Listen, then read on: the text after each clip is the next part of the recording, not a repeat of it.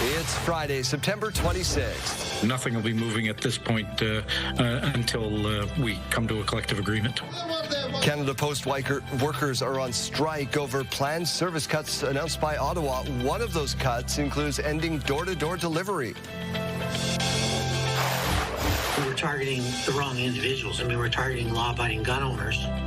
Saskatchewan's firearms commissioner voicing concern over Ottawa's gun buyback program. We got a ton of stuff to play for, and even just intrinsically for what we want to look like. So. The Saskatchewan Roughriders guarding themselves against complacency as they get set to take on Edmonton. Stay with us, Saskatchewan. Your morning starts right now.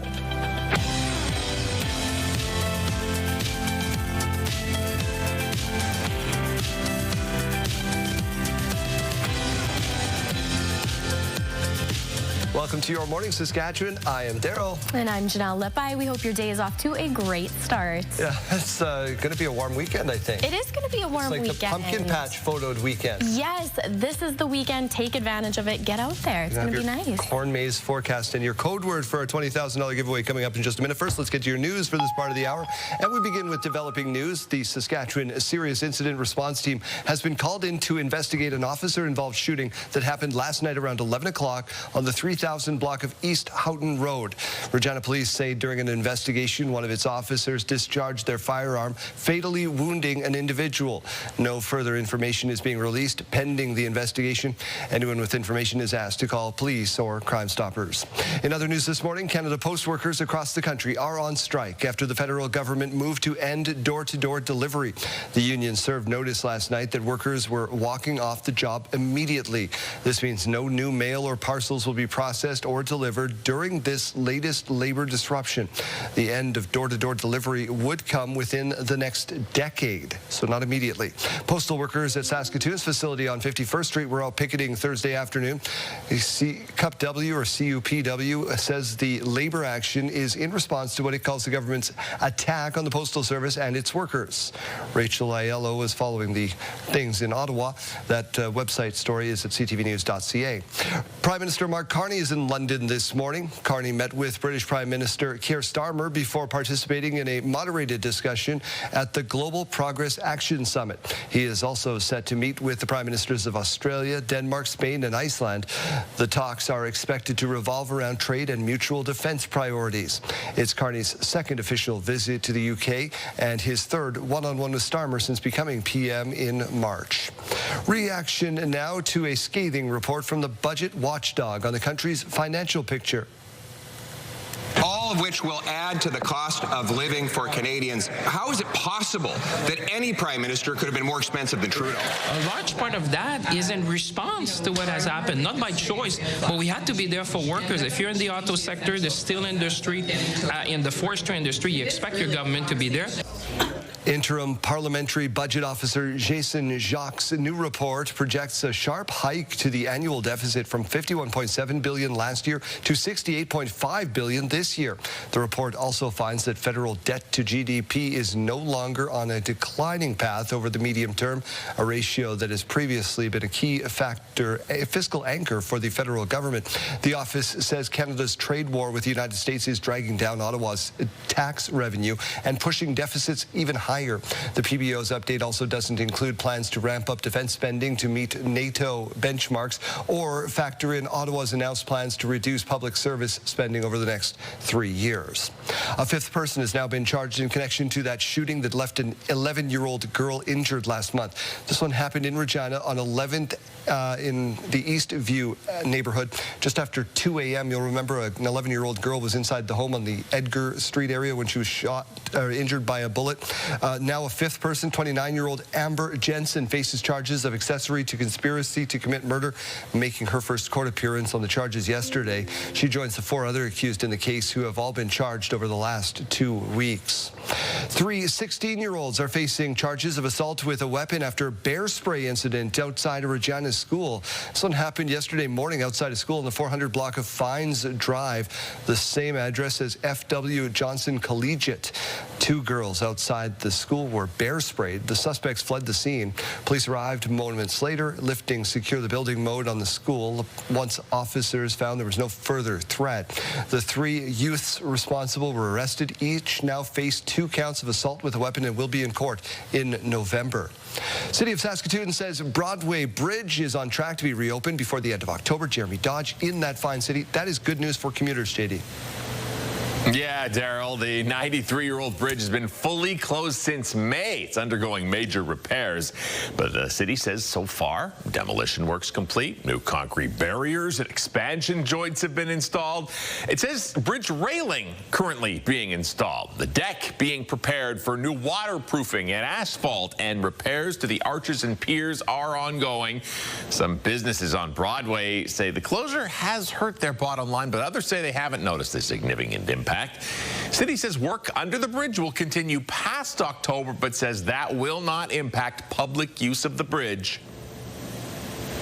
Having the bridge closed for several months has been a significant deterrent to get here, and we have seen that in terms of the amount of people coming to the store and also resulting in lower sales as well. Customers will find a way. We have the best customers in the world, and they just find a way to get here. So honestly, I think we're maybe down 5%, which is very minimal. The city says work under the bridge will continue past October, but says it will not impact public use of the bridge. Hundreds of children filled downtown Saskatoon yesterday. About 500 elementary students from Saskatoon Public Schools had a day of learning. 21st Street East between 3rd and 4th Avenues was closed to allow the kids to take part in literacy activities, which included reading and other interactive fun. Their free event aims to provide children with some early learning supports. It's a way for them to enjoy literacy in a playful way and learn things about Saskatoon and some of the different organizations that we have in the city. The all-day street fair saw several organizations take part and sponsor the day. Daryl, a Saskatchewan math tutor group says it is not receiving federal funding. That's right. That is despite, Jeremy, being approved over 8 months ago. The 3-year project run by Mathnasium, which is like gymnasium, of North Regina, received funding for its first year under Jordan's Principle, a federal initiative created to address gaps, delays, or denials in accessing government services. That's including education, according to the facilities owner, rather. The company has been taking on financial burden so it can continue supporting the 40 First Nation children in the project as they wait for answers on $150,000 in federal funding. It has everything to do with the mission and the objective, which is to change this narrative of educational outcomes for Indigenous youth.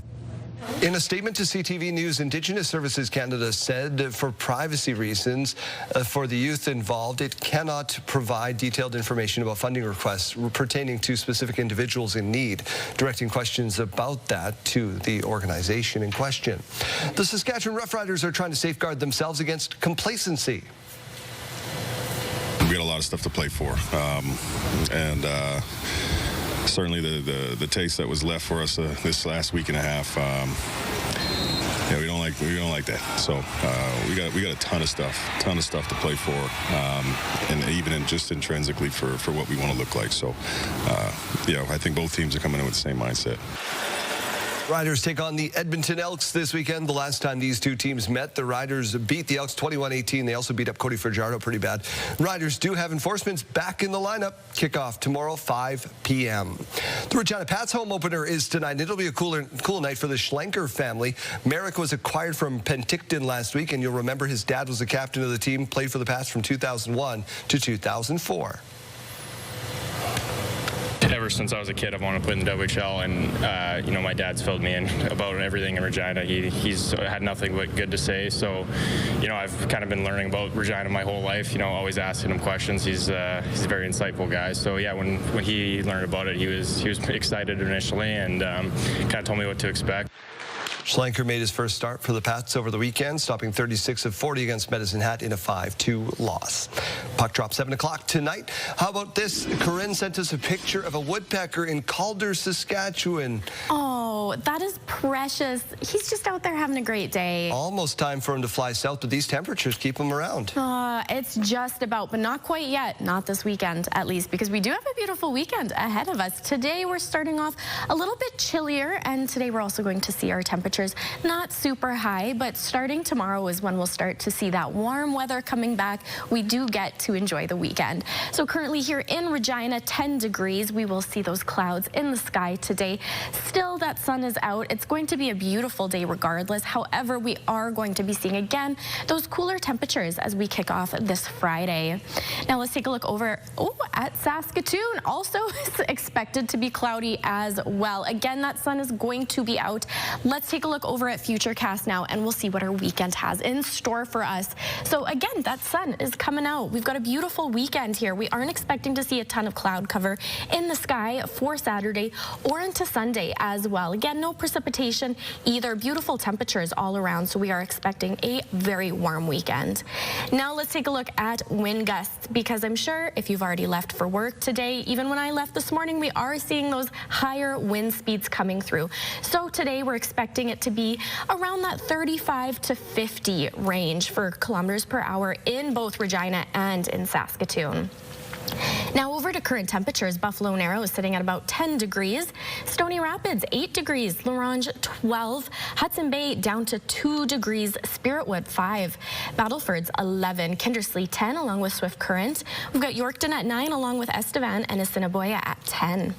Now for our highs today, not the nicest temperatures, but still decent. We've got Battleford's at 17 degrees, expecting to see some rain coming. Swift Current, 17 degrees.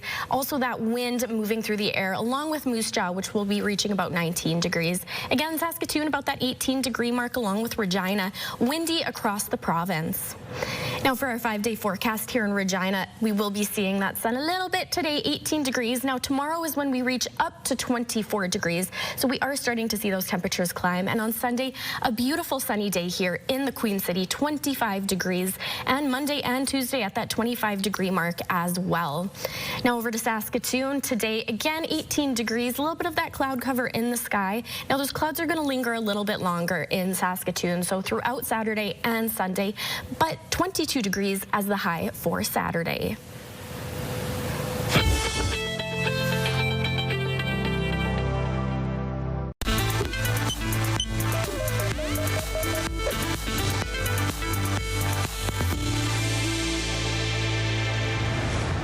Thousands of people in Alberta living with schizophrenia now have access to a new publicly funded treatment option. It is an antipsychotic aimed at making it easier for patients and their families to manage the mental disorder. Mark Villani has more. Barb Sarsfield grew up like any other little girl, but when she started having hallucinations at the age of 3, no one believed her. It was thought for a long time that children could not have a mental illness. I lost a lot of friends. Sarsfield was eventually diagnosed with schizophrenia. It's a condition that impacts about 1 in 100 Albertans. That's roughly 50,000 people. Symptoms range from seeing, feeling, or hearing things that aren't there, having false beliefs, grandiose thoughts, mood changes, or other movement problems. For Sarsfield, some episodes went to the extreme. Like, I used to believe I was the greatest country singer that was undiscovered. And I believed in it so much, I sold my condo I was living in. But new treatments are providing hope. A new drug called Vraylar is now publicly covered in Alberta. Doctors say it can help manage both positive symptoms like hallucinations and negative symptoms such as withdrawal and lack of motivation. Access to these medications also aims to improve quality of life. We want to look at psychosocial issues that we can help, including housing, including, social support, including financial difficulties. The province says for some illnesses, treatment options are limited, so advancements like this are particularly important. Approximately 13,000 Albertans may be eligible for coverage, and since its listing, about 140 people have already received Vraylar. For those living with schizophrenia, it's another step in reducing the stigma around mental illness. I'm an ordinary person with something extraordinary going on in my mind. For me, there was a light at the end of the tunnel, and there can be for you. Mark Villani, CTV News, Calgary. Health Report, brought to you in part by Saskatchewan Blue Cross, protecting your health since 1946.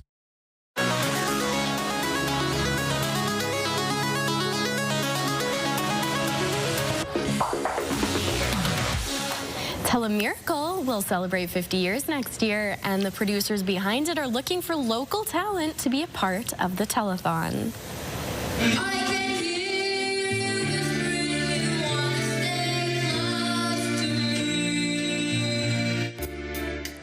You can sign up to audition until October 17th, with in-person auditions taking place November 1st in Regina at the Kinsman Clubhouse and November 2nd in Saskatoon at the Kinsman Foundation.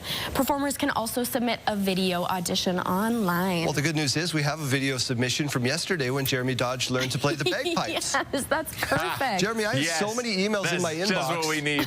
I had so many emails in my inbox saying that was the best part of the show yesterday. Well, good. I didn't say, maybe not the best sounding, but I was glad I could entertain for a few minutes. Entertain, look great in that kilt. I'm not sure that would ring those phones, Daryl. It might. It might. Depends on the spin you put on it, right? If people didn't like it, you say ring the phones, we'll turn it off. Or vice versa, right? Yes, you could bribe them. Right. Whatever raises the money for a good cause. Persuasion. It's a powerful tool. Right, so it brings us to our question of the day. That's right. So with auditions being open, we want to know what you enjoy most about Telemiracle. Daryl, what's your favorite part? The money stays right here in Saskatchewan. There's so many charities. The money goes to marketing or other resources before it actually even goes to the cause. This one, 100% to people. And the stories are just incredible. Jeremy. Yeah, no, you see the effects and the results of this all the time. It is so uplifting just to see it all actually work for us. So that's the reason. If you were to do something, Jeremy would play the bagpipes, what would you do? What would your talent be? Oh my, I'm very funny, so I would probably tell a joke or two. That is true. Yeah. I love when I do the phone panel. JD, do you ever get to do the phone panel and it's like you pick up the phone and instantly it's like the Japanese drummers start and you're like, is that Jane or James? Jane? Give us your nomination. What do you love about Telemiracle? Tell us. 10400 is the text line. Scan the QR code on your screen. We'll take a live look over the city of Regina on a sleepy Friday. We're back in 2 minutes.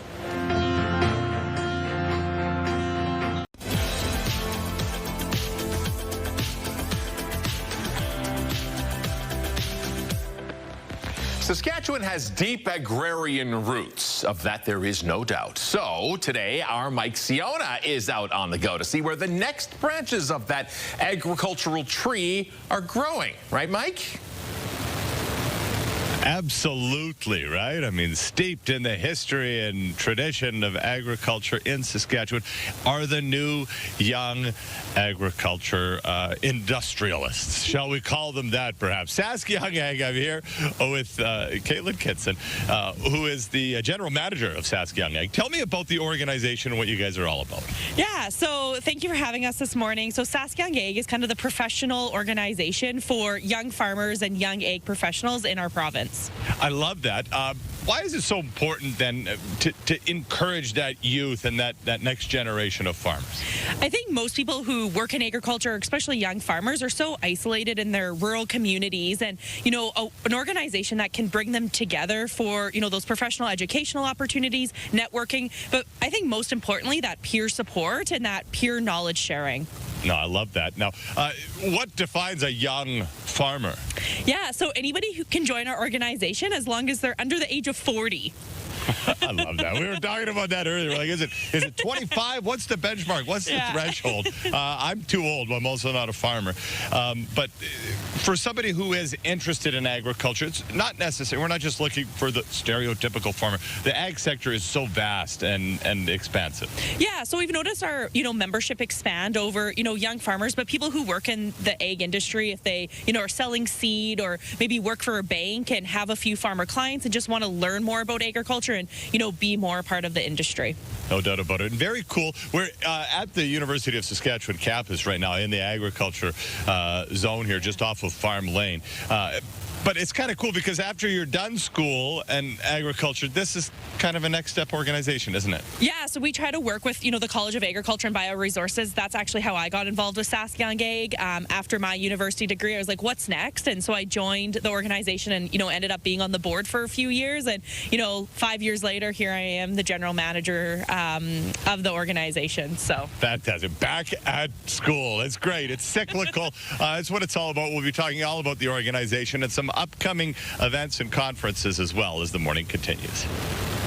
All right, Mike, great. The building blocks of our future. Thank you very much. We'll see you again in just a little while.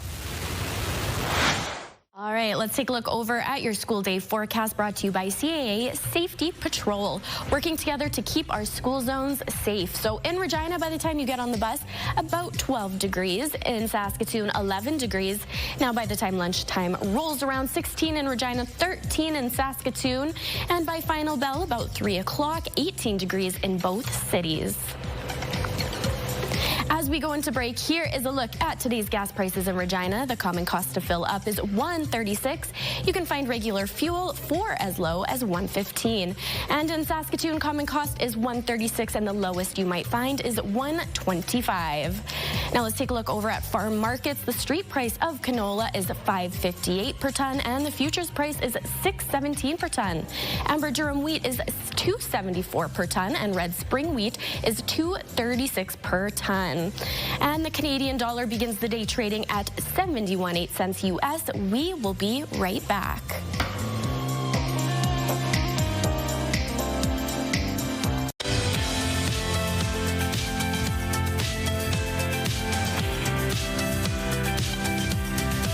Your Morning Saskatchewan, I'm Daryl. Here's the headlines for this part of the hour. Saskatchewan's Firearms Commissioner is voicing concern over Ottawa's gun buyback program. We're targeting the wrong individuals. We're targeting law-abiding gun owners and taking firearms away from them and spending a lot of money to do it. And at the same time, they're not the problem. The commissioner says most gun crimes involve smuggled or stolen firearms. He says the gun buyback program lacks detail, and he worries enforcement will fall on local police services, already stretched thin, of course. The gun ban includes more than 2,500 models of assault-style firearms. The buyback program is starting with a 6-week pilot project in Nova Scotia before being rolled out nationwide. The federal government has released its findings into a forensic audit that's flagged more than $30 million of spending from the Federation of Sovereign Indigenous Nations. Indigenous Services Canada has come up with 8 recommendations to better track how the FSIN spends its money. The report flagged a number of cases of questionable, ineligible, or unsupported spending. The FSIN was unable to properly account for more than $23 million of COVID-19 relief funding. Pay raises to the executive were flagged, as was the entire executive buying new vehicles twice in an 18-month span. The recommendations include getting budgets from First Nations it serves to make sure it's meeting its goals, proper invoices, and keeping a record of supporting documents. Regina City Council is committing up to $3 million towards completing a stalled rapid housing project in north central Regina. Work on the $8.5 million building came to a halt last November after funding from 3 levels of government ran out. The 30-unit supportive housing project was to be operated by the North Central Family Centre. This week, the organization returned to council to explain the situation. The budget prepared for us proved to be underestimated once final drawings were in place. And also, tendering by the construction manager fell behind and was inhibiting North Central Family Centre as the owner from having a total cost of the project. North Central Family Centre hopes to complete the project next year. Internationally, U.S. President Donald Trump imposing more tariffs taking aim at a broad range of imported goods. They include a 100% duty on imported branded drugs. Trump writing on social media that companies will face a tariff quote unless the company is building their pharmaceutical manufacturing plant in America. He also announced a 50% tariff on all kitchen cabinets, bathroom vanities, and associated products, and a 30% tariff on upholstery upholstered furniture. And that's not all. Trump is also slapping a 25% tariff on, quote, heavy, big trucks made with in other parts of the world. All of these tariffs expected to take effect October 1st. U.S. President Trump has signed an executive order, meantime, declaring TikTok sale ready. The app's parent company is set to sell its U.S. operations to a group of American investors. The White House has put the valuation at $14 billion U.S. without saying how they came up with that number. Former FBI Director James Comey is reacting after being indicted by a federal grand jury on 2 charges, giving a false statement and obstruction of justice. Is broken for the Department of Justice, but I have great confidence in the federal judicial system, and I'm innocent. So let's have a trial. Be the truth, the whole truth. The indictment comes only days after U.S. President Donald Trump ordered the Justice Department to go after his enemies.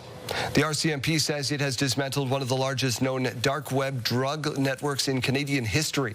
Investigators say 7 suspects from the Greater Toronto area have been charged in connection with a criminal enterprise known as Roadrunner. Police allege the group used the dark web to ship around 400 packages weekly across the country. As a result of the investigation, RCMP say 75 kilograms of drugs, including cocaine, heroin, and ketamine, and 10,000 prescription and non-prescription pills were seized. Ontario Premier Doug Ford has followed through with his threat to end the use of speed cameras. This is nothing more than a tax grab. They need the money. Well, Saskatchewan have said this before, right? Legislation is expected to be tabled next month to ban the use of municipal street speed cameras. It would take more than 700 cameras out of 40 communities across Ontario.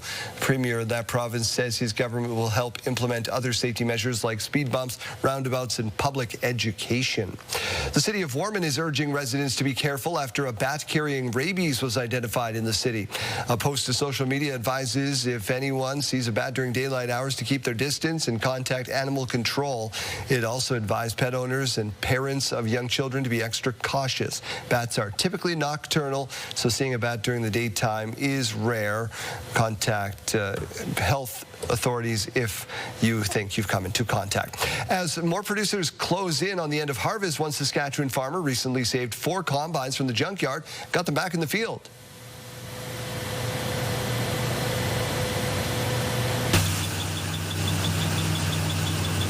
To cap off this year's harvest, the 4 classic combines picked up a couple of acres just south of Dysart. Farmer Mark Brodner has been tinkering with the machines his entire life. He says the combines got the job done yesterday, and they're vastly different than the ones we use today.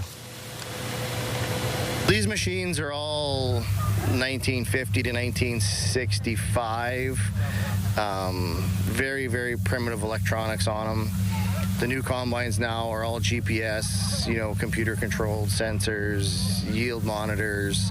These ones, you just drive by sound. If it sounds like it's working, you better slow down or you're going to be pulling it out.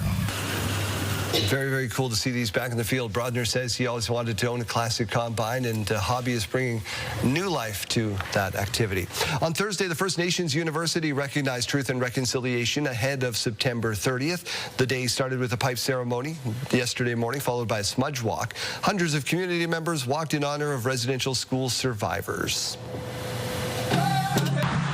It's been 10 years since we've had the gift of the 94 calls to action. It's been 10 years, and so some organizations like us have reflected on how we progressed, if we've progressed at all. TRC Day is, of course, Tuesday. The future of the Stewart Arena may soon be decided. The City of Prince Albert wants to renew its request for expressions of interest in the arena.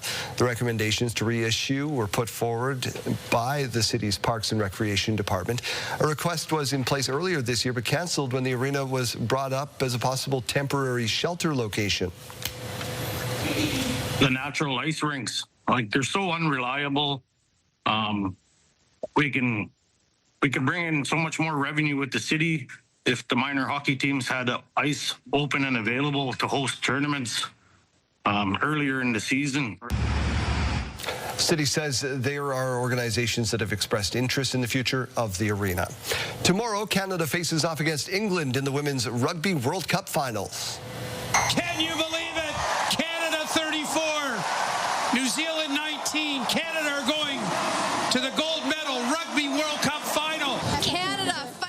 Canadian women stunned fans in the UK when they dominated the defending champions New Zealand 34-19. Now Saturday's game is shaping up to be a real nail-biter of a watch. You can find it on TSN. Let's get over to the weather forecast, but before we do so, Janelle, let's give away some cash in that code word today. That's right. Very exciting stuff. Your morning just got a whole lot richer. We're giving away a staggering $20,000, and it's time for today's code word. Imagine what you could do with an extra 20 grand. The possibilities are endless, so today's code word is cash. Head to the contest page on our website, or you can scan the QR code on your screen. Enter the code word along with your information for your chance to win CTV Your Morning Saskatchewan's $20,000 giveaway. All right, let's take a look over at that weather here. That sun's starting to come up in Regina, 10 degrees currently. We're starting to see the clouds moving out a little bit. We will continue to see that throughout the day. Again, mainly sunny for today in both Regina and in Saskatoon. See a little bit of cloud cover, but still going to be beautiful. Now over to Saskatoon, 10 degrees as well. Little bit more cloud cover in Saskatoon at the moment. That sun isn't rising quite as quickly either. We will start to see that coming up very soon. Over to our futurecast now. You can see some of those clouds moving through. So into this afternoon and into this evening, a little bit of cloud cover, especially in the Saskatoon area. Now, once we roll into Saturday, over towards Prince Albert, up towards the north is where you'll start to see much more cloud cover. However, in the Saskatoon, Regina area, we won't be seeing much of anything. It'll be mainly clear skies here for the weekend. Now for today's wind gusts, we are experiencing a little bit of a windy day. However, don't worry, those temperatures aren't going to be impacted too much. So again, we're in that 40 kilometer to 55 kilometer per hour range for both Saskatoon and Regina and much of Saskatchewan. Now for our current temperatures across the province, Stony Rapids 8 degrees, Buffalo Narrows 10, Larange 12 degrees, Nipawin 10, Spiritwood 5 degrees, Battleford's 11, we've got East End at 10 along with Swift Current, Weyburn and Estevan 9 degrees, and of course Yorkton at that 9 degree mark as well. Now for our highs today, Battleford's 17 degrees, mainly cloudy. Again, that precipitation is on the way. Now up towards Prince Albert is where you'll see that sun trying to come out, but again, precipitation is expected throughout the day today. So again, 17 degrees, still a very nice day. Now if we go down towards Swift Current is where we'll start to see a lot of that wind starting to move through. So 18 degrees and Moose Jaw 19 degrees. Again, that wind. So we are seeing quite a windy day across the province. We are expecting to see that continue on into the weekend as well. Still beautiful temperatures, but it is going to be a little bit breezy.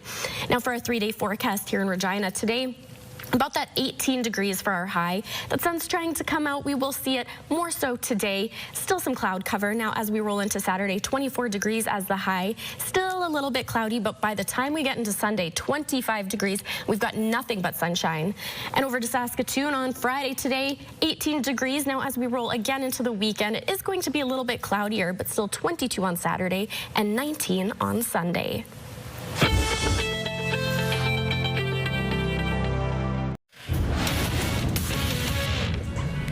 Hello there, Kara Waglin inside the Sports Center newsroom with your must-see moment from Thursday. And for we take you to Cincinnati for a little baseball. The Reds and Pirates top 9, 2-1 Cincinnati. Brian Reynolds sends a deep shot to right field.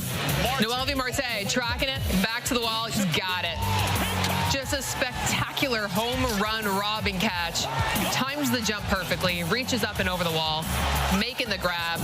Marte saves the Reds 2-1 victory and claims your must-see moment. And coming up today on TSN, we got a Friday night football CFL double dip for you. First up is the Stamps and Owls. That's followed by the Argonauts and Lions. It all kicks off at 7 p.m. Eastern. That's all for now from Sports Center. Have a great day.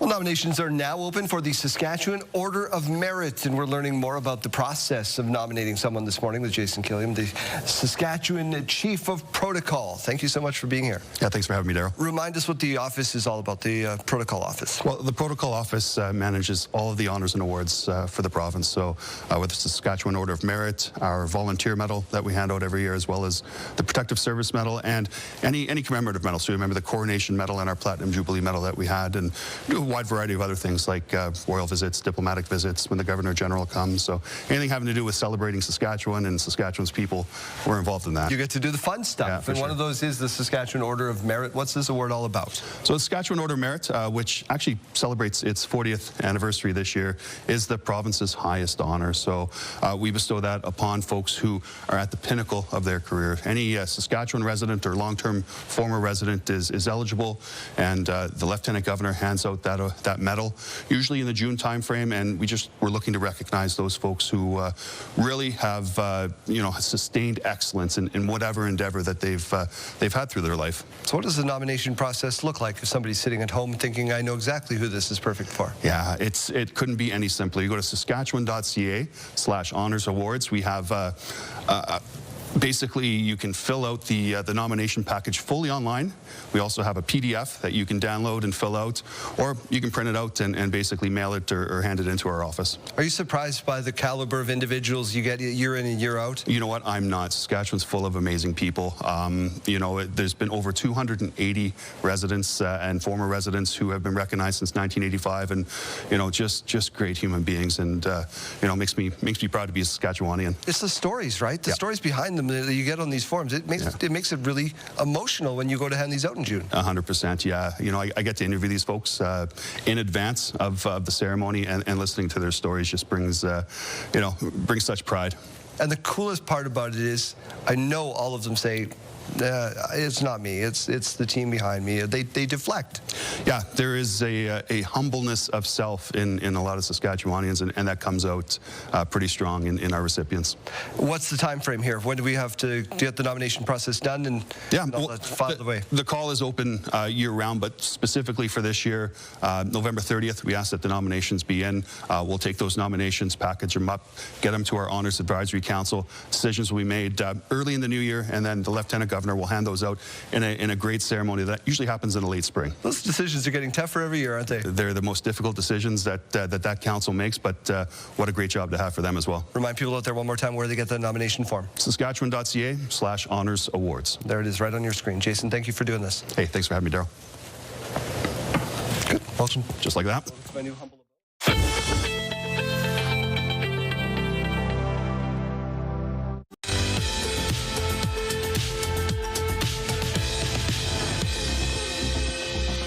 September 26th, and we have these milestones to share with you. Happy 10th birthday to Scarlett. Enjoy your first year in the double digits. Lots of love from Mom, Dad, Cole, and all her pets. And happy birthday to Natalie. Love Mama and Papa. Happy 6th birthday to Keegan. Your mom, dad, sisters, and brothers hope you have an awesome day. And happy 10th anniversary to Wayne and Chantel. Your mom and dad are wishing you many more happy years together. Very happy birthday wishes going out to Tara. All of us here at Your Morning Saskatchewan hope you have a fantastic day. Happy 40th birthday to Ryan and 3rd birthday to Vinny. Lots of love from Das and Grandpa Bentley. Happy birthday to Gord. Your family and friends hope you have a fantastic day.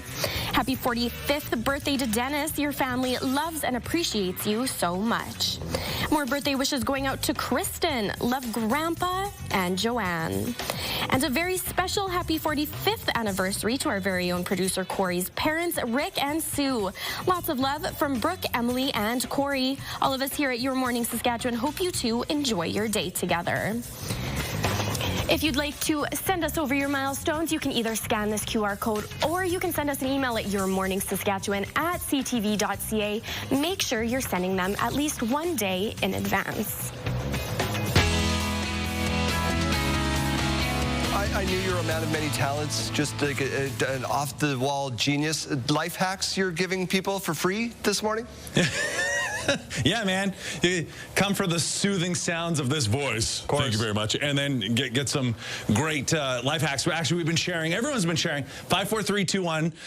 Also on our Facebook and Instagram about don't knock it till you tried facts, like the handsome Daryl just said. One of the big ones, I know where you guys are at, shower beer. Don't knock it till you try it. Do the shower beer, unless you don't drink. You can do you can milk too. a good shower milk. That'd be nice. Using a potato peeler instead of a knife for cutting cheese. One of you said eating a kiwi with the skin on. No, thanks. Greasing a corn cob with a slice of bread. I don't know why I did that on TV. Sorry about that. And then the big one, also sitting down and facing the opposite way on a toilet. Rick said the tank provides extra surface area for activities or drinks. Great. Pre-shower beer. There Toilet you go. beer. Yeah. Yeah, that makes sense. Yeah. Or if you're my kid, just why would you open the lid? Just go. And just go. Life hacks. Send those in at 54321.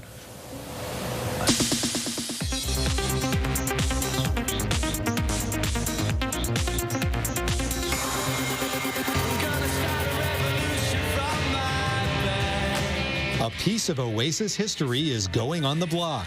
Prop Store's music memorabilia live auction includes Noel Gallagher's 1960 Gibson guitar that Liam Gallagher damaged the night in Paris when the band broke up. It's estimated it could bring up to $660,000.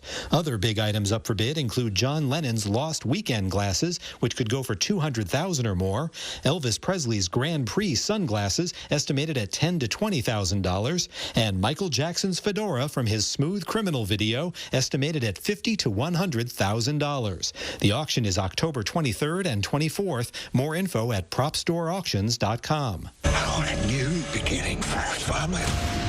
Okay, the Clark Crater is our best bet. The Garrity family is on the move again after years underground following a devastating comet strike in the first trailer for Greenland 2 Migration. Gerard Butler and Marina Baccarin return in the action sequel, which arrives in theaters January 9th. Taking cover in Hollywood, I'm David Daniel.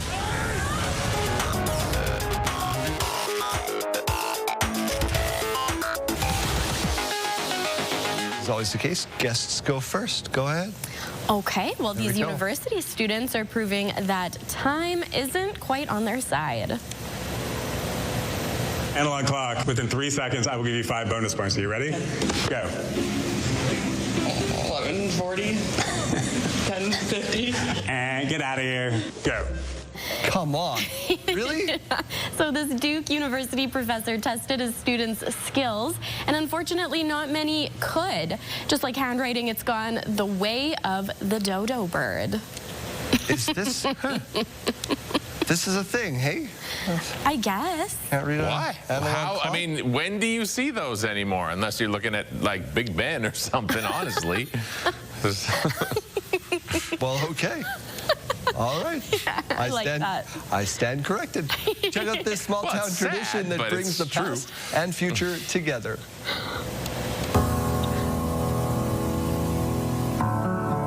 So every year in Massachusetts, Middleborough's high school senior class and the kindergartens kick off the school year by meeting on the football field.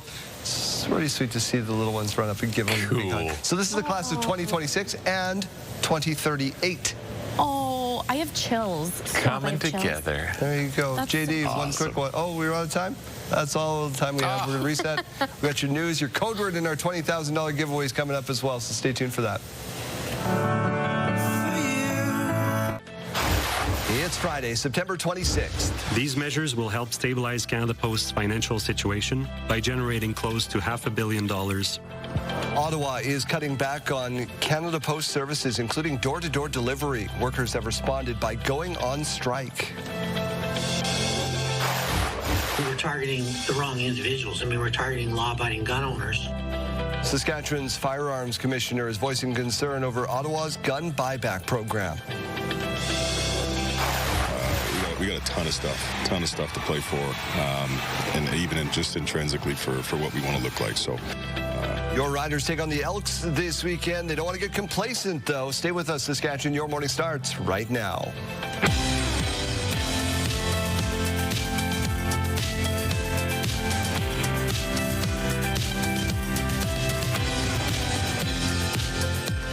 Welcome to Your Morning Saskatchewan. I'm Daryl. And I'm Janelle Levi. Thanks for starting your day off with us. Looks like a pretty good start to the weekend. Oh, it's going to be beautiful. We've got a great weekend ahead of us. The Rams have an outdoor family game over Mosaic Stadium. Bouncy houses, face painting, the whole thing. So Perfect. if it rains, Mateo's coming after you. That's so valid, and I understand. Just so you know. All right, let's get to your headlines for this part of the hour. Developing news is where we begin this morning with the Saskatchewan Serious Incident Response Team being called to investigate an officer-involved shooting that happened last night around 11 o'clock on the 3000 block of East Houghton Road. Regina police say during an investigation, one of its officers discharged their firearm, fatally wounding an individual. No further information being released at this time pending the investigation. Anyone with information is asked to come forward. Canada Post, as we mentioned off the top, workers across the country are on strike after the federal government moved to end door-to-door delivery. The union served notice last night that workers were walking off the job immediately. This means no new mail or parcels will be processed or delivered during the latest disruption. The end of door-to-door delivery would come within the next decade, so not immediately. Postal workers at Saskatoon's facility on 51st Street out picketing Thursday afternoon. The union says labor action is in response to what it calls the government's attack on the Postal Service and its workers. The Prime Minister is in London this morning to talk trade. That shows the strength of the relationship between our two countries, but also the strength of our personal relationships. Carney sat down with UK Prime Minister Keir Starmer earlier this morning. It's Carney's second official visit to the UK and his third one-on-one with Starmer since becoming PM. Now, it's being viewed as a trip to further trade, business, and security partnerships. Carney also exchanged rugby shirts ahead of the Rugby World Cup final between Canada and England tomorrow, which you can see on TSN. A fifth person now being charged in connection with the shooting that injured an 11-year-old girl last month in Regina. This one, August 11th, in the Eastview neighborhood, just after 2 in the morning. An 11-year-old girl inside the home on the 1000 block of Edgar Street was injured by a gunshot. Now a fifth person, 29-year-old Amber Jensen, facing charges of accessory and conspiracy to commit murder, making her first court appearance on Thursday. She joins 4 other accused who have been charged over the last 2 weeks. City of Saskatoon says the Broadway Bridge is on track to be reopened before the end of October. That's going to help with congestion on those city streets, Jeremy Dodge. Yeah, Daryl, no doubt. People have been awaiting this for months. The 93-year-old bridge has been fully closed since May as it undergoes major repairs. City says so far, demolition work's complete. New concrete barriers and expansion joints have been installed. It says the bridge railing currently being installed. The deck is being prepared for new waterproofing and asphalt. And repairs to the arches and piers are ongoing. Now, some businesses on Broadway say the closure has hurt their bottom line. Others say they haven't noticed a significant impact. City says work under the bridge will continue past October, but says it will not impact public use of the bridge. Having the bridge closed for several months has been a significant deterrent to get here, and we have seen that in terms of the amount of people coming to the store and also resulting in lower sales as well. Customers will find a way. We have the best customers in the world, and they just find a way to get here. So honestly, I think we're maybe down 5%, which is very minimal. Now, the city says work under the bridge will continue past October, but it will not impact public use of the bridge. The city of Warman is urging residents to be careful after a bat carrying rabies was identified in the city. On a post to social media advising people to who see a bat during daylight hours to keep their distance and contact animal control immediately. It also advised pet owners and parents of young children to be extra cautious.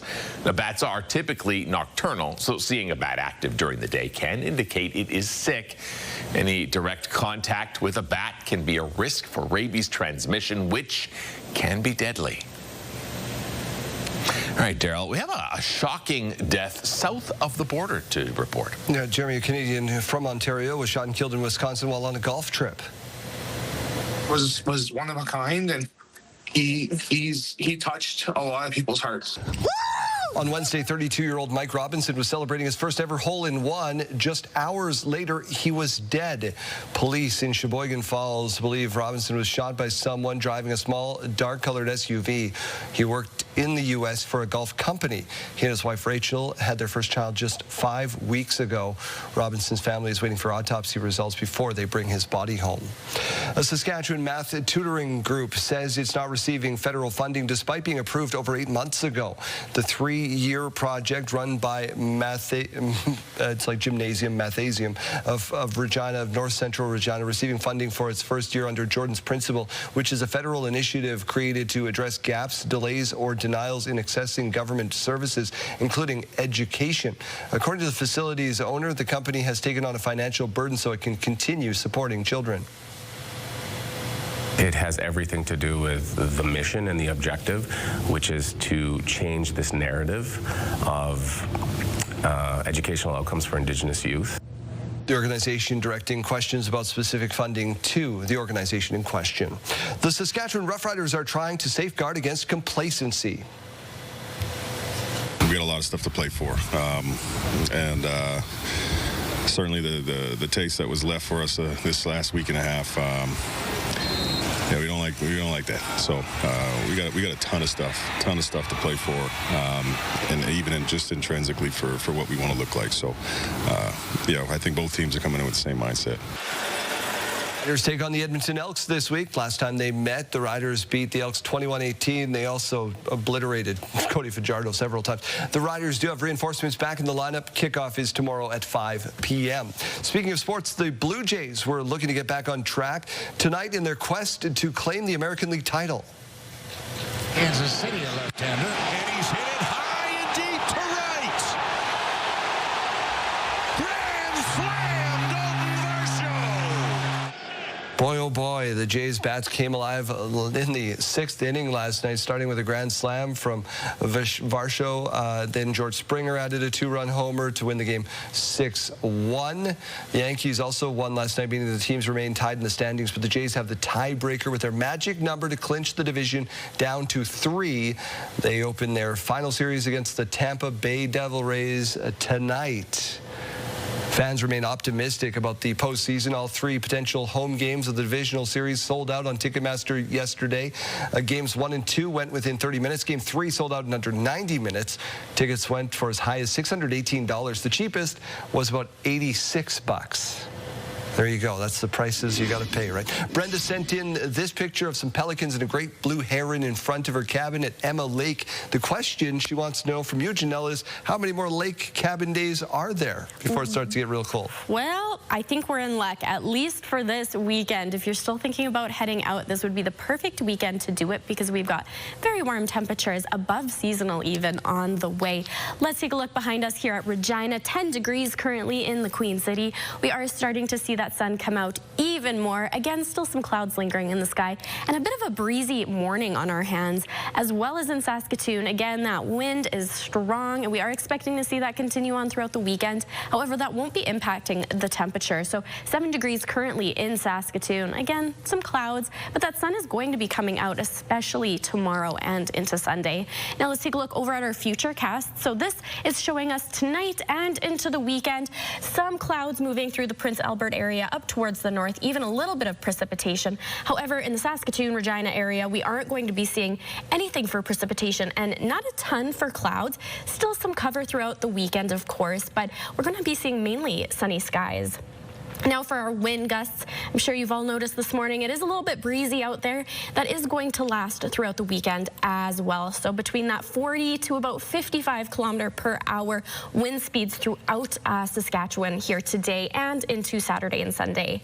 Now current temperatures across the province, Stony Rapids 8 degrees, Buffalo Narrows 9 degrees, South End 10 along with Nipawin, Spiritwood 8. We've got the Battlefords and Kindersley both at 9 degrees, with current at 10, Moose Jaw 15 degrees, in Estevan 9.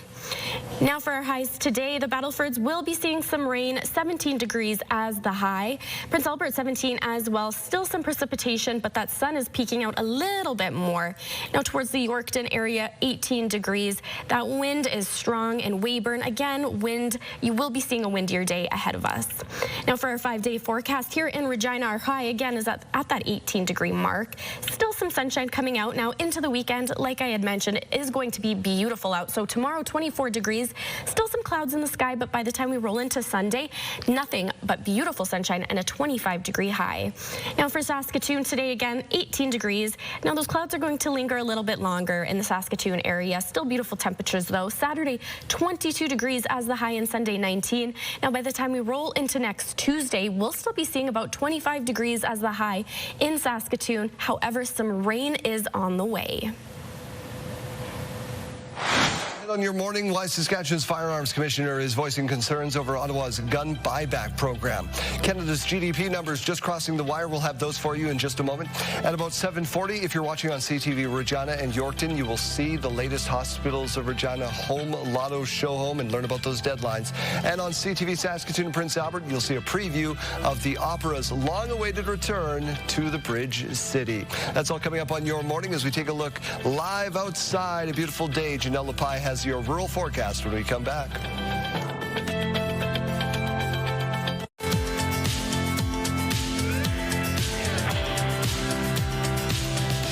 All right, let's take a look over at our rural forecast for today. Meadow Lake seeing about 16 degrees and some rain, along with Spiritwood. Watrous 18 degrees and some cloud cover in the sky. Melfort 16 degrees, seeing a little bit of a breezier day today across Saskatchewan. Leader 20 degrees, a little bit windy. Rosetown 19, some rain coming too. Pilot Butte 18 degrees. That sun is trying really hard to peek out.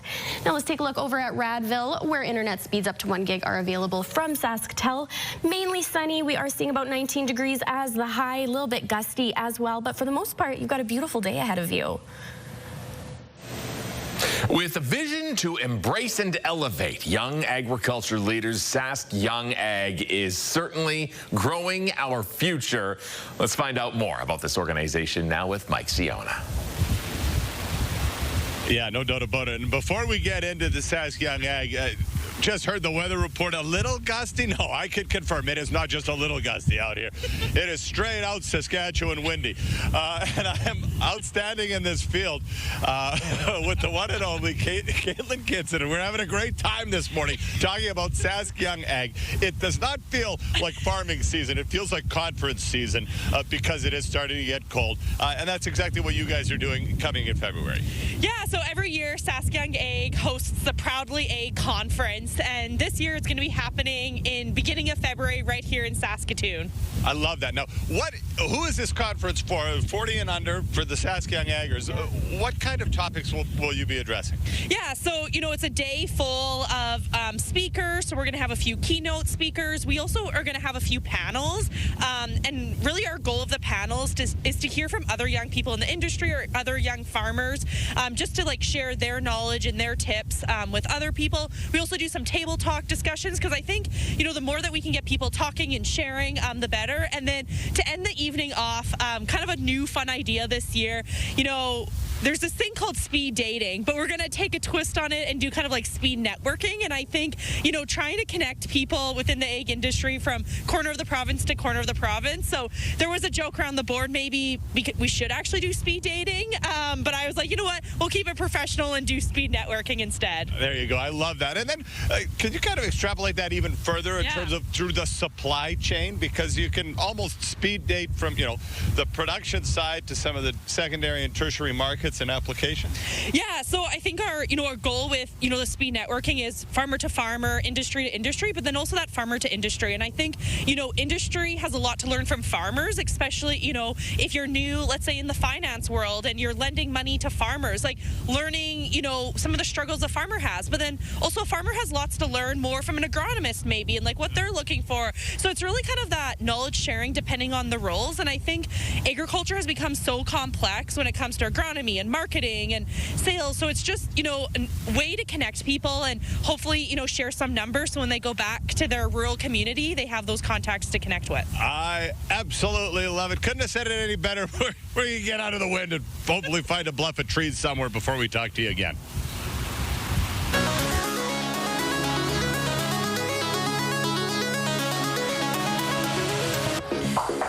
Cattle play basketball. This guy would dominate.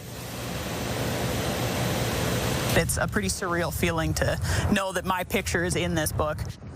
I don't know why it said basketball. He should play football. That's a linebacker if I've ever seen one. His name is... Yeah, I'm not sure he'd have a very good vertical. Right. His name is Beef. Might not need one. He might just drop it in from over top. He's from Vulcan, Alberta.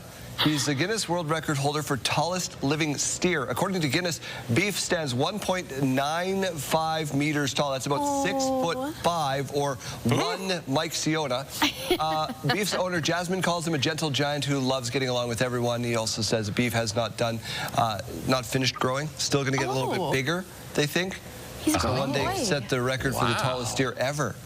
Oh my goodness. Beef is really cute. He's giant, but he's really cute. For me, one delicious big steak. Stop. Yeah, I had to go I'm there. not sure they're going to eat that guy. No, probably not. No, that's going to make him some money for tourism. It's a meal ticket. Question of the day. Telemiracle auditions are now open. They are looking for local talent for the broadcast.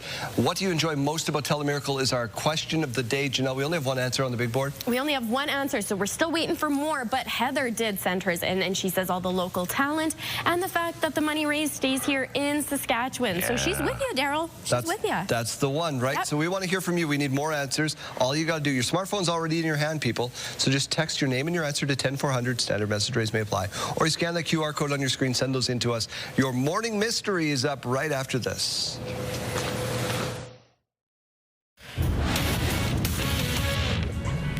Hello there, Kara Waglin inside the Sports Center newsroom with your must-see moment from Thursday. And for we take you to Cincinnati for a little baseball. The Reds and Pirates top 9, 2-1 Cincinnati. Brian Reynolds sends a deep shot to right field. Noel V. Marte tracking it back to the wall. He's got it. Just a spectacular home run robbing catch. Times the jump perfectly, reaches up and over the wall, making the grab. Marte saves the Reds 2-1 victory and claims your must-see moment. And coming up today on TSN, we got a Friday night football CFL double dip for you. First up is the Stamps and Owls. That's followed by the Argonauts and Lions. It all kicks off at 7 p.m. Eastern. That's all for now from Sports Center. Have a great day.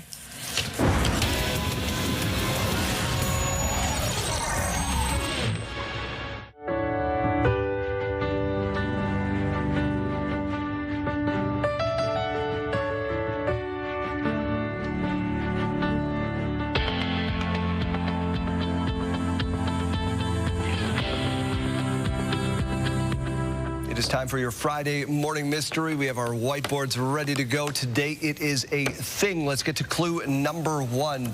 Producer Nathan, by the way, says we're not going to get this, Jeremy.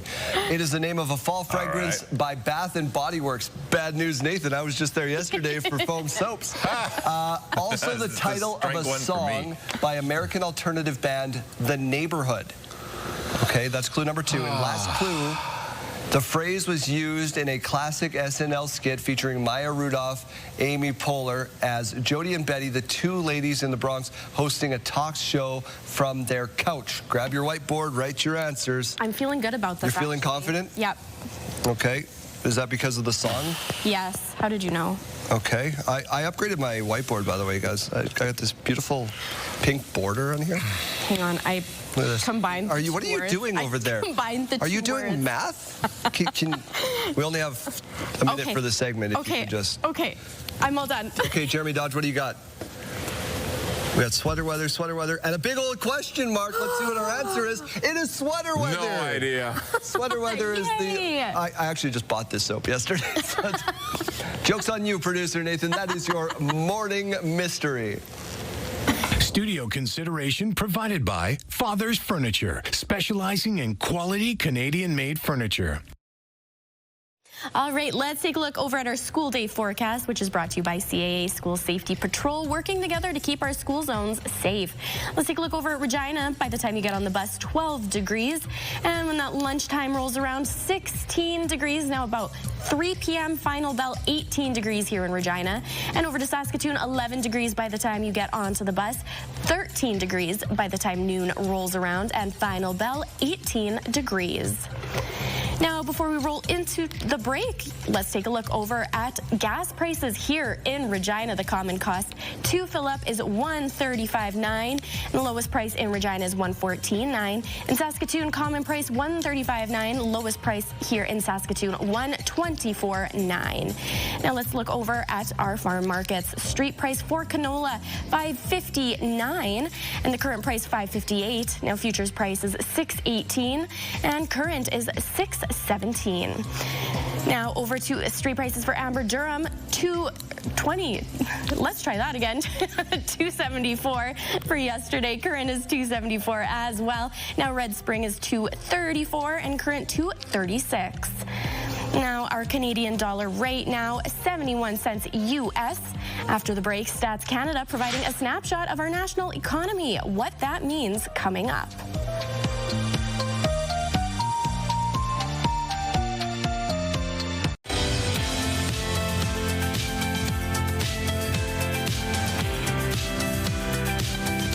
Welcome to Your Morning Saskatchewan, just about 7:30. Let's get to breaking news from Statistics Canada. They've just released the latest snapshot of the economy. Data released just this morning says Canada's real gross domestic product, or GDP, grew 0.2% in July. Growth was mostly driven by expansion in goods-producing industries. This marks a reversal after 3 straight months of GDP decline. Reaction now to a scathing report from the budget watchdog on the country's fiscal picture.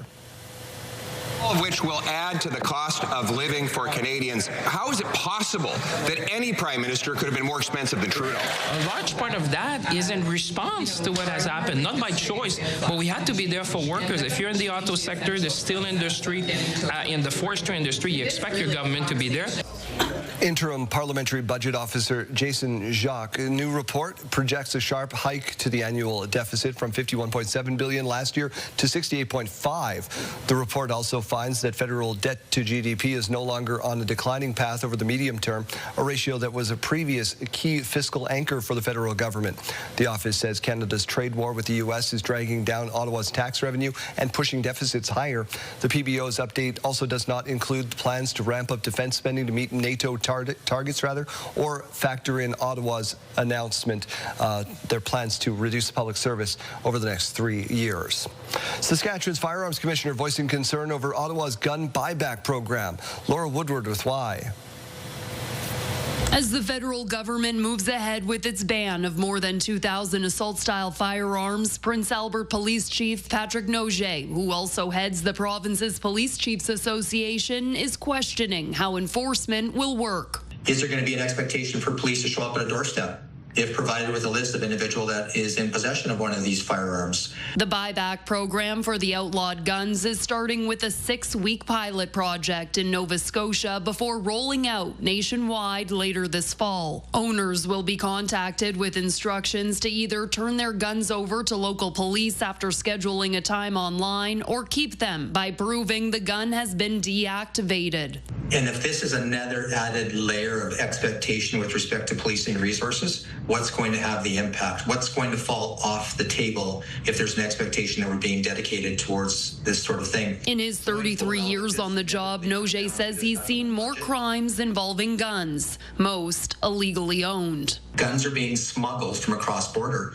So the U.S. pipeline remains a consistent source of guns. Statistics Canada says in 91% of shooting homicides, the accused did not have a valid firearms license. We're targeting the wrong individuals. I mean, we're targeting law-abiding gun owners and taking firearms away from them and spending a lot of money to do it. And at the same time, they're not the problem. The federal government says the ban is part of its commitment to tackling gun violence. But Saskatchewan's Firearms Commissioner says the focus should be on tightening borders. We need to redirect our effort toward border security, mental health, domestic violence, crime, smuggling. The list goes on and on. Laura Woodward, CTV News, Saskatoon. Well, the federal government has released its findings into a forensic audit that's flagged more than $30 million of spending from the Federation of Sovereign Indigenous Nations. Keenan Sorokon with the details.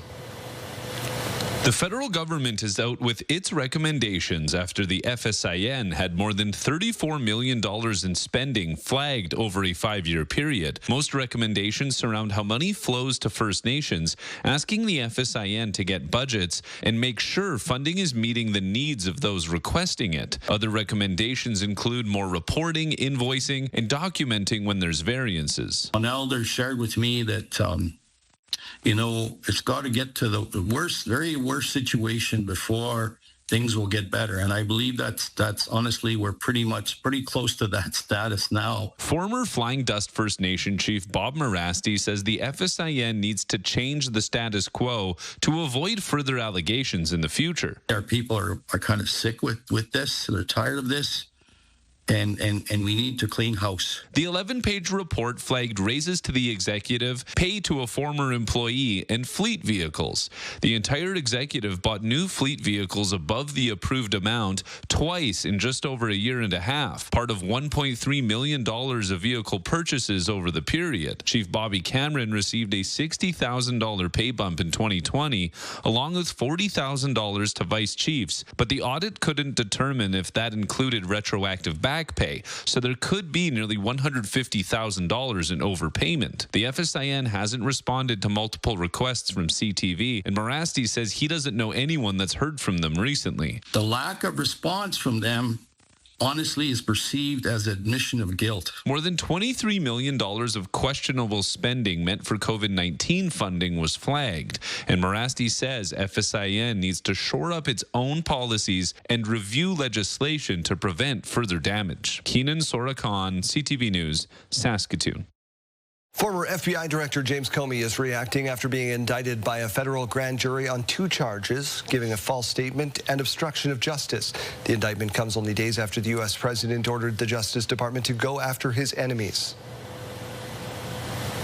My family and I have known for years that there are costs to standing up to Donald Trump, but we couldn't imagine ourselves living any other way. My heart is broken for the Department of Justice, but I have great confidence in the federal judicial system, and I'm innocent. So let's have a trial and keep the faith. Comey says he's not afraid of a tyrant. The president's longtime adversary is the first senior government official to face federal charges for one of Trump's grievances, the 2016 investigation into whether Trump's first presidential campaign colluded with Russia. U.S. President Donald Trump has signed an executive order this morning declaring TikTok sale ready. The app's parent company is set to sell off its assets to U.S. operations to a group of American investors. The White House has put the valuation of $14 billion U.S. without saying exactly how they came up with that number. European defense ministers from countries with borders close to Russia and Ukraine have discussed building a drone wall. Those nations are looking to plug gaps in their defenses following several reported unauthorized border breaches by Russian drones. Just yesterday, Turkey deployed warning and control aircraft to Lithuania as part of NATO's security measures following repeated airspace violations by Russian drones. Today's meeting, held over video link, included officials from Bulgaria, Denmark, Hungary, Romania, and Slovakia, along with representatives from Ukraine and NATO.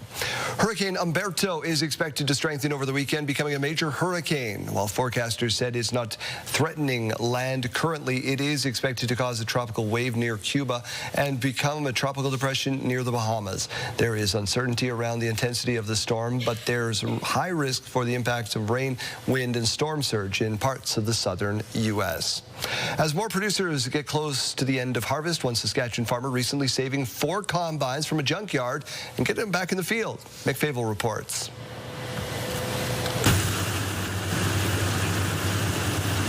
They just don't make them like they used to, at least according to Mark Brodner. 4 classic combines brought back to life and working the land once again. All 4 of these machines are, I guess, barn finds, as you call them. They've all needed some sort of restoration, whether it's seized engines, transmissions, and I get them back in the field working condition. Brodner's love for combines and restoration goes back many years. He plans to get one of each brand. It's a hobby that has rubbed off on his wife and children. At the end of the day, you have to have more than just work and everyday life. You have to enjoy something, and life is too short not to have a hobby that you enjoy and can share with friends and family. So between the combines and old tractors and old trucks, it's something that we can do as a family, enjoy as a family. One of the machines was once owned by a local farmer. His daughter remembers the combine coming home for the first time. My dad would have been so pleased to have it resurrected. And my husband Brian is driving it. He came over and he says, I don't know if I remember how to drive this thing. And obviously he remembers because he's still out there. These harvesters all range from 65 to 75 years old. They run on gasoline and can reach up to speeds of 2 miles, not kilometers an hour. They require a pickup truck to unload because their spout is built too low for modern methods. Despite this, they are a reminder of the generations before who used what they had and were thankful for such technology. The new combines now are all GPS, computer-controlled sensors, yield monitors. These ones, you just drive by sound. If it sounds like it's working, you better slow down or you're going to be pulling it out. Proving that with the proper care and attention, almost anything can stand the test of time. Mick Favel, CTV News, near Dysart. Tomorrow, Canada faces off against England in the Women's Rugby World Cup Finals. Can you believe it? Canada 34, New Zealand 19. Canada are going to the gold medal Rugby World Cup Final. Canada fighting for the... The Canadian women stunned the fans in the UK when they dominated the New Zealanders 34-19. Now Saturday's game shaping up to be a real nail-biter, and you can see it all on the Mighty TSN. Let's get to the weather forecast. Talk about that beautiful weekend. There's all sorts of activities happening still. Fall pictures, family photos, all that kind of stuff. Are we seeing sunshine? We sure are seeing sunshine, but if you're taking some photos, you might want to bring some hairspray. It is going to be breezy out there. It is today. As we could see from Mike Siona's live hit, it's pretty gusty. So let's take a look behind us here at Regina. 10 degrees. That wind is starting to pick up, and we will see that continue on throughout the day. Once we roll into the weekend, it's going to lessen, but still some pretty strong gusts. So sun is up here in Regina. Let's take a look over at Saskatoon. 7 degrees currently. We are seeing sunshine as well. Little bit more cloud cover, but we are seeing that sun peeking out. We've got beautiful weekend ahead of us. Let's take a look over at our futurecast now. So this is going to show what we'll see tonight. Again, that cloud cover is moving through the province. So at about 5:30 this evening is when we'll start to see a little bit of rain moving through northern Saskatchewan. However, towards the Saskatoon and Regina area, we won't be seeing much for cloud cover for the most part, or for rain. So no precipitation expected for us. The weekend is going to be beautiful and dry. Now let's take a look over at our wind gusts. Let's talk about it again. Around that 40 kilometer to about 55 kilometer across Saskatchewan here today is what we'll be seeing those wind speeds at. So again, it's going to be gusty. That is something to be mindful of this weekend especially. Now over to current temperatures across the province. Stony Rapids 8 degrees, Buffalo Narrows 9, Prince Albert 5, Hudson Bay still at about that 3-degree mark. The Battlefords and Kindersley 9 degrees, Swift Current 10, Assiniboia 14, and Yorkton 9. Now over to our highs today. Again, the Battlefords is going to be seeing that rain coming through. So still 17 degrees, but not a ton of sunshine. Prince Albert, however, still seeing a little bit of sun. Precipitation is expected to be on the way, especially into this afternoon. 17 degrees as the high. Now Moose Jaw 19. Those winds are picking up. Swift Current 18. Again, a little bit of rain coming through. So mainly just quite a bit of wind throughout the province today. A little bit of precipitation here or there, but we aren't expecting to see a ton of rain. Now let's take a look over at our 3-day forecast. 18 degrees as our high here in Regina for today. Again, those clouds are lingering a little bit, and they will flow into Saturday as well, with about 24 degrees as our high. Now Sunday is when Regina is going to be seeing that beautiful sunshine and a high of 25 degrees. Over to Saskatoon, 18 degrees as the high for today. Now it's going to be a little bit cloudy into the weekend, but tomorrow 22 degrees as the high, and on Sunday 19.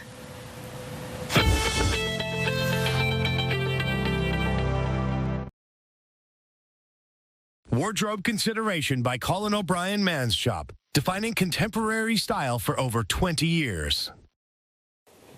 As you can see behind me, we are at the beautiful show home here for the Hospitals of Regina Foundation. $1.7 million, the most valuable home that you guys have so far. So Dino is with me. We're going to talk a little bit about that bonus deadline because that is midnight tonight. Yes, so if we buy our tickets by midnight tonight, our friends out there will be in to win the Canuck Adventure bonus prize. It includes a 2025 Land Cruiser from Toyota. It includes inflatable boards. It includes 2 electric bikes, and of course a pass to over 80 Canadian parks. So if our friends who win that, they want to take a drive, that would be great. If not, we'll give them $100,000 in cash. Amazing. All right. And those tickets are moving really fast, aren't they? Yes. So the lottery is over 70% sold already. So today is the bonus deadline. So today is a good time to buy the tickets. All right. Well, make sure you're getting your tickets in for that then. And what are all these proceeds going towards? So this year we've committed $5.9 million to our hospitals. We're supporting pediatrics, surgical programs, medical fellowships, our eye center. So every dollar counts, and this lottery will help us to get there. What kind of amenities does this home offer? Because it's massive and it's beautiful. So tell me a little bit about it. Right. Well, it's 4,400 square feet of finished space. It's got 4 bedrooms, 3.5 bathrooms. And my personal favorite, it's down in the basement. 2 areas.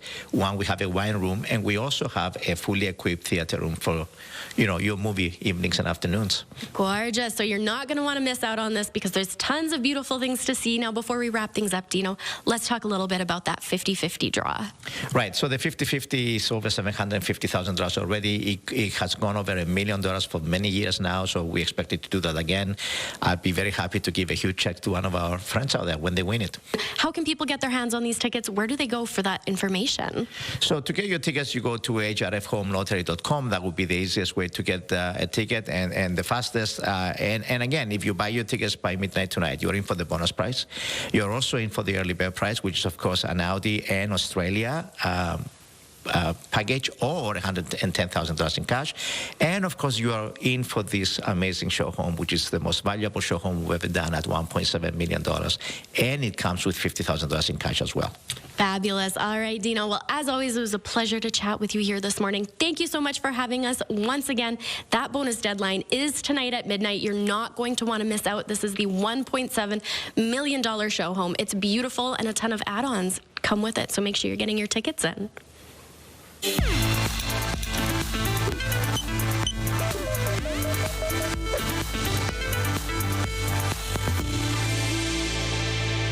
It's almost that time of year again. Fall signals the start of flu season, which typically starts in October with peaks between December and February. We're expecting this year to be moderate, but last year was severe. We had more illnesses, more hospitalizations, and more preventable deaths of children. Dr. Sarah Nozel with the American Academy of Family Physicians says the best protection is to get the flu shot as soon as it's available to you before the season gets into full swing. The CDC recommends everyone 6 months and older, with rare exception, to receive the vaccine, which is trivalent this season, meaning it protects against 3 strains of the influenza virus. Nozel says vaccination can help protect against severe disease. Your body's ready to take on that fight. So instead of ending up in the hospital with pneumonia, you might have a runny nose for a few days, and you will be much less contagious. For the first time this flu season, there's also an at-home flu vaccine available in 34 states. Flu Mist is a nasal spray approved for non-pregnant people between the ages of 2 and 49. Nozel says to talk to a doctor to make sure you're eligible to receive it. You really need to check in if you have any of the medical conditions that would make it not safe to be given. It's really for healthy young people. For Health Minute, I'm Mandy Gaither. Here's what's happening in our community. There's a fall supper happening Sunday, September 28th at 4:30 p.m. at the Ukrainian Catholic Hall, 229 5th Avenue West in Kenora. Call 306-563-5971. Multicultural Fusion event happening Sunday, September 28th at 5 p.m. at the Exchange, 2431 8th Avenue, free to guests. If you'd like your event shown here, email us, reginacommunity@bellmedia.ca. Do so at least 2 weeks in advance.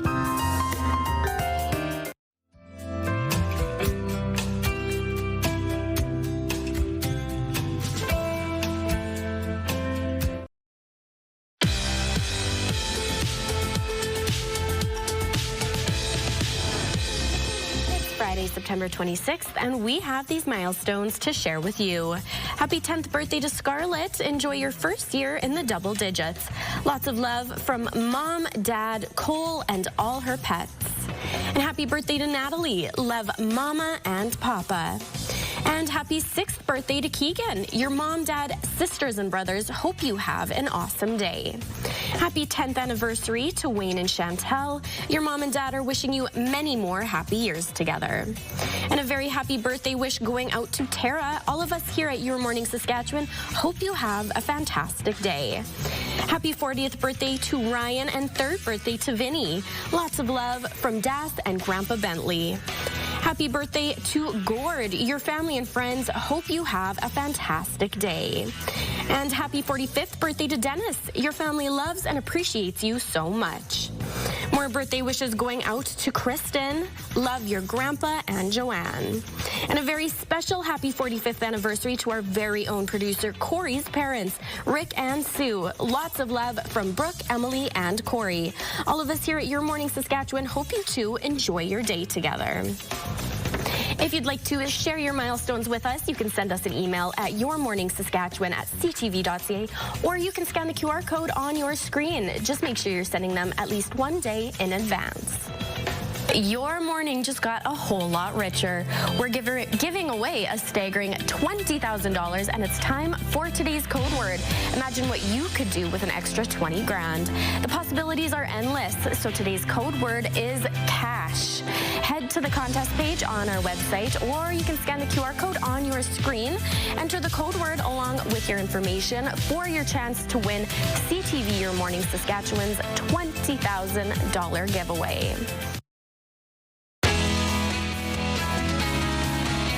Let's get over to the Pure Country Radio studios. I get to come hang out there in a couple of days, and you're going to Jamaica. I am going to Jamaica. I've done worse things in my life. So what?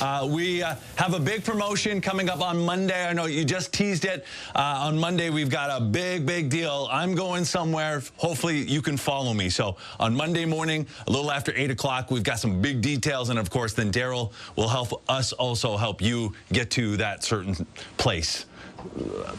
All the details on Monday. Hey, we also want to get you to Darius Rucker. Hootie will be at the Brand Center in October. Our last tickets to give away for the useless question of the day, because I love you so much. You get the first kick at the can here. Text me 54321, the answer to this. 17% of people did this in September and have regretted it. So we're almost done September. A lot of us have already done it. What do you think it is? Text 54321, and you've got our last pair of tickets to see Darius Rucker live. I would imagine it spoils something on television and getting an email from Jeff that's pretty angry in about 20 minutes. Brandon, have a great weekend. That's right, yeah.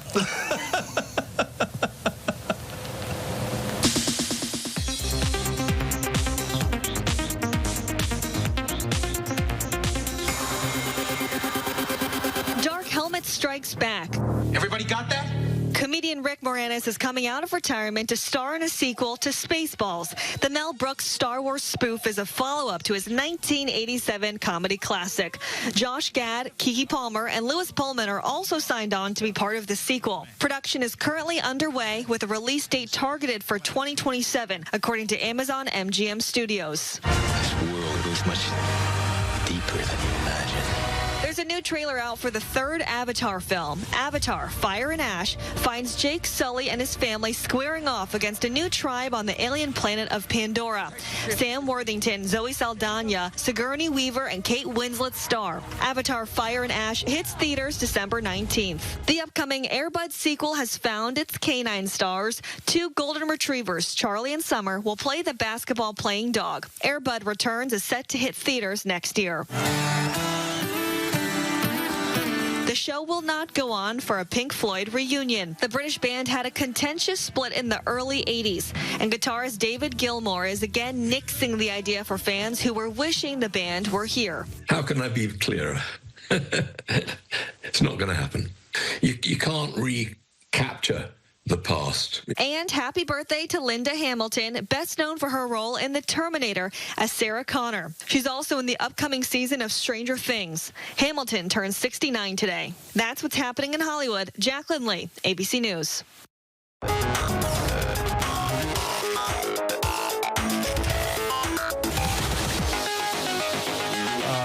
bar time. Also, 45th anniversary for Director Corey's parents. Congratulations to you. The traditional gift is sapphire, so Corey's going to buy you all kinds of jewelry later today. The university students that you're about to see, time is not on their side. If you can tell me what time it is on this analog clock within 3 seconds, I will give you 5 bonus points. Are you ready? Go. 11:40.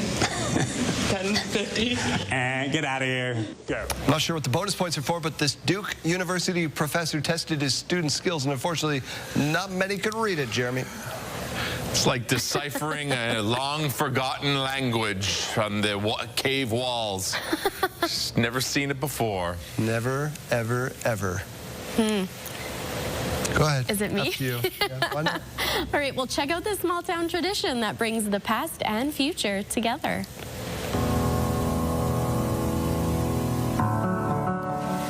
I love it. So every year in Massachusetts, Middleborough High School's senior class and kindergartners kick off the school year by meeting on the football field. There's the feels you need as we head to break. We're back after this.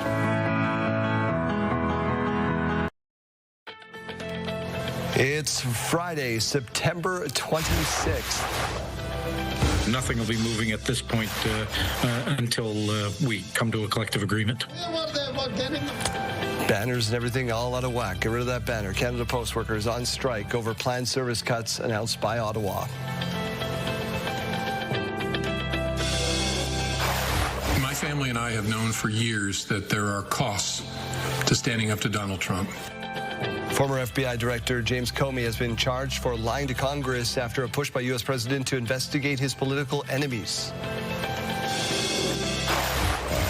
We got a ton of stuff to play for, and even just intrinsically for what we want to look like. So, Riders safeguarding themselves against complacency as they get set to head to Edmonton. Your morning starts right now.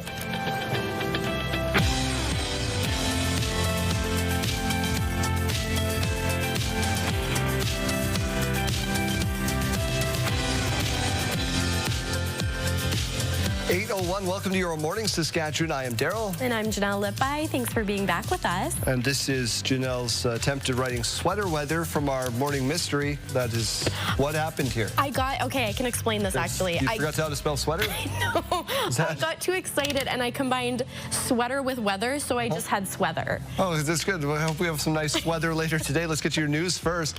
Developing news this morning, the Saskatchewan Serious Incident Response Team has been called to investigate an officer-involved shooting that happened last night around 11 o'clock on the 3000 block of East Houghton Road. Regina police say during an investigation, one of its officers discharged their firearm, fatally wounding an individual. No further information is being released pending the investigation. Last night, thousands of Canadian postal workers walked off the job after their union declared a nationwide strike. It comes in the wake of sweeping changes from the federal government. Ottawa says the Crown Corporation is losing around $10 million per day, and that move will stop the bleeding. Rachel Aiello reports. Canada Post, an institution generations of Canadians have relied on, is effectively insolvent. And so the federal government has ordered immediate changes to how and how often Canadians' mail is delivered, including lifting the 10-year moratorium on converting Canadians to community mailboxes. I want to be clear. Canada Post has an obligation to serve all Canadians in every community in Canada, and that will not change. While 3/4 of Canadians already receive mail in a communal location, the move will bring an end to door-to-door delivery for 4 million addresses within 9 years. Canada Post will inform Canadians as they go. Citing reduced demand, Canada Post is also being told to lower its letter mail delivery standard, meaning instead of it taking between 2 and 4 days for small deliveries, it could take up to 7. And changes are also coming to rural post office operations, as recently recommended by an industrial inquiry. These measures will help stabilize Canada Post's financial situation by generating close to $500 million per year. Since 2018, Canada Post has lost more than $5 billion and is on track to lose close to $1.5 billion this year. And uncertainty about the reliability of Canada Post as a result of the festering labor dispute has exacerbated the crisis. Issues that they raised. Now, a move the minister hoped would bring both sides back to the table, has led to a nationwide strike. We are the members that move, the employees that move mail in the major plants in the country, and all the way down to the delivery. Nothing will be moving at this point until we come to a collective agreement. Before the news of the strike broke, the Crown Corporation welcomed the sweeping changes, and its CEO vowed to urgently implement them. But now Canada Post plans, much like the mail, may be on hold. Rachel Aiello, CTV News, Ottawa. Prime Minister Mark Carney in London this morning, meeting with the British Prime Minister before participating in a moderated discussion at the Global Progress Action Summit. He's also set to speak with other prime ministers as well. Talks expected to revolve around trade and mutual defense priorities. This is his second visit to the UK. A fifth person has now been charged in connection to a shooting that left an 11-year-old girl injured last month. It happened August 11th in Regina's Eastview neighborhood. Just after 2 a.m., an 11-year-old girl inside a home on the 1000 block of Edgar Street was injured by a gunshot. 29-year-old Amber Jensen faces charges of accessory and conspiracy to commit murder, making her first court appearance on these charges yesterday. City of Saskatoon says the Broadway Bridge is on track to be reopened before the end of October. Jeremy Dodge joins us probably to show off his happy dance. This is a big day for you guys up there.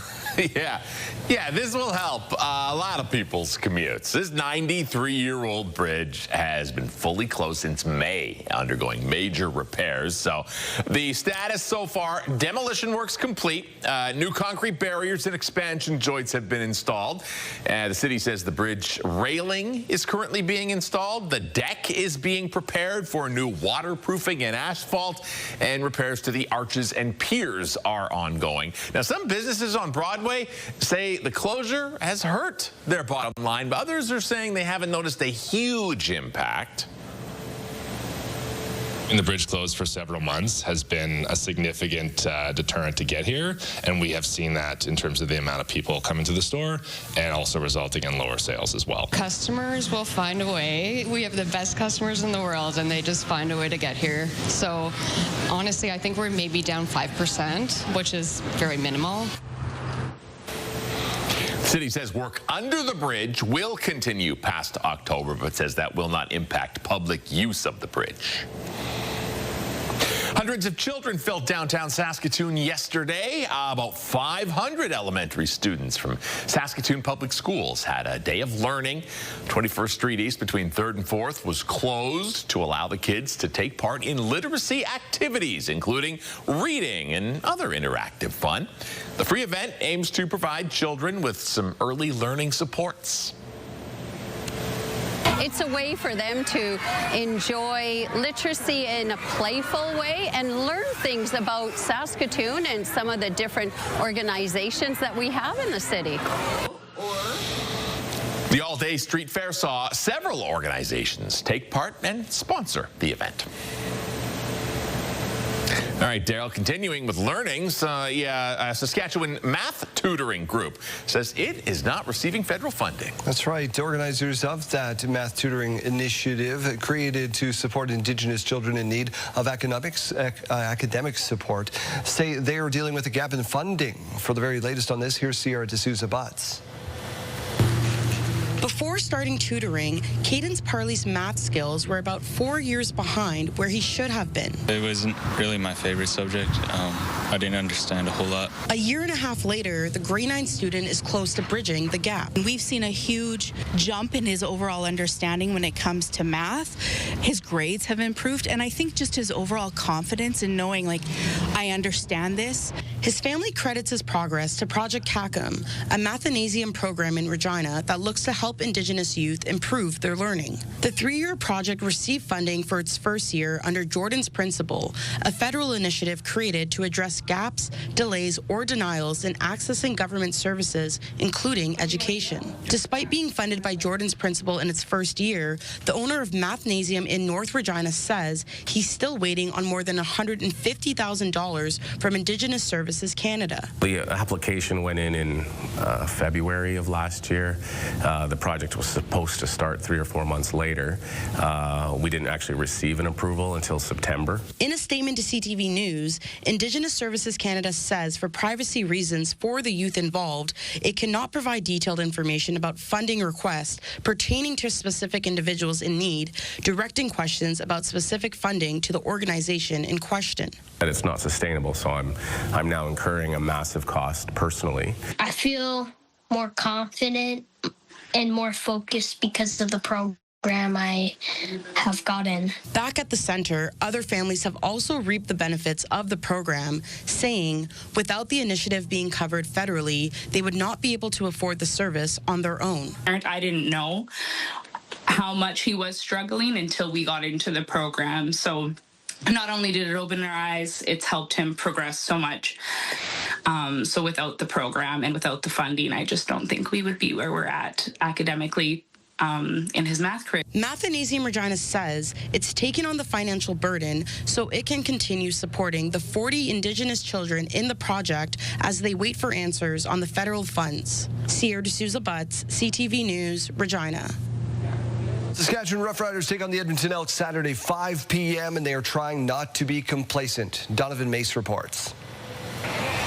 Having already clinched a playoff spot, the Saskatchewan Roughriders are guarding themselves against complacency. The taste that was left for us this last week and a half, yeah, we don't like that. So we got a ton of stuff to play for. With still 5 weeks remaining in the regular season, Saskatchewan is the only team to have punched their postseason ticket. But playing a playoff game is not the goal the team set out for at the beginning of the year. Our goal was to win a Grey Cup, and that goes by going 1-0 every single week. The longer we can go 1-0, the closer that goal comes to being achieved. So we can't be complacent. Across from the green and white this weekend, a desperate team in green and gold. I'm taking it as a playoff game, win or go home. The Edmonton Elks, sitting 5th in the West, are fighting to stay in the playoff picture. This is as close to playoff football as you can get without actually being in the playoffs.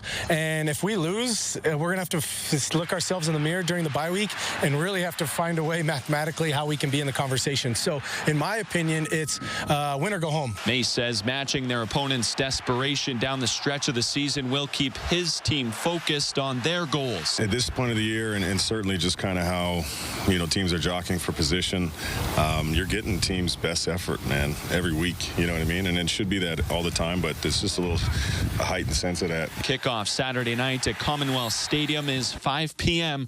on TSN. Donovan May, CTV News, Regina. Janelle, Andrew works over at Wanuskewin Park, sent us in this picture, says the natural beauty still takes his breath away, and we can totally understand why. That's gorgeous. Look at that. You have to look really close. I know the ticker is kind of big, and you got to zoom in, but there's nice fog in the river valley there. It's beautiful. What a great shot. I love seeing all of these nature images. They're beautiful. Everybody always gets the best pictures. Thank you for sending that in. Let's take a look over at Regina now. Currently 11 degrees. That sun is up. We are still seeing that cloud cover in the sky, expecting to see that continue on into the weekend. Now over to Saskatoon, 11 degrees as well. Again, that cloud cover is around. Little bit cloudier in the Saskatoon area. We will see that again go into the weekend as well, but still beautiful temperatures ahead of us. Now let's move over to our future cast. So this is showing us into this evening what we can expect to see. So those clouds are moving quite quickly. We aren't seeing as many as we were seeing earlier here this morning. However, still up towards the north, especially tomorrow morning is where you'll start to see a little bit of cloud cover moving through, and even the possibility of rain. Now we aren't expecting to see a ton of precipitation, but up towards the northern end of the province is where we are seeing a little bit. Now today's wind gusts, it is a little bit of a windy day today, and it's going to be a windy weekend as well.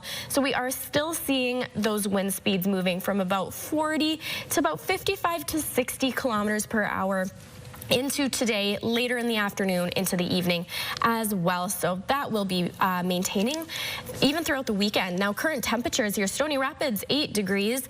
Buffalo Narrows, 9 degrees. La Ronge, 11. We've got Prince Albert at 8. Hudson Bay, 13. Battlefords and Kindersley, 9 degrees. Moose Jaw, 12. Weyburn and Estevan, 11. And Yorkton, 10. Now over for our highs today. Battleford's 18 degrees, still expecting to see some rain on the way. Prince Albert 17 degrees. Now that rain is still coming, but Prince Albert area will be seeing a little bit more sunshine. Now windy all across the province. Moose Jaw 19 degrees. Swift Current 18, still expecting to see that precipitation. Over to our 5-day forecast now. Here in Regina, today's high will be about 18 degrees. Those clouds will be in the sky and those will linger into Saturday as well. However, come Sunday is when we'll see 25 degrees and beautiful sunshine headed our way.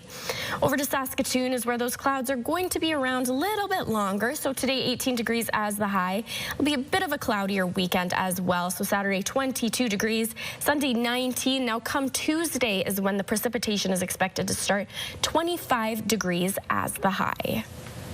Your morning just got a whole lot richer. We're giving away a staggering $20,000, and it's time for today's code word. Imagine what you could do with an extra 20 grand. The possibilities are endless, so today's code word is cash. Head to the contest page on our website, or you can scan the QR code on your screen.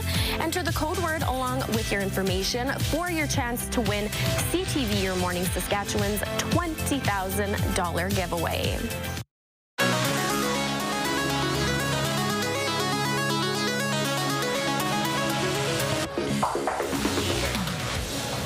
In case you missed it, FIFA has officially announced their mascots for World Cup 2026.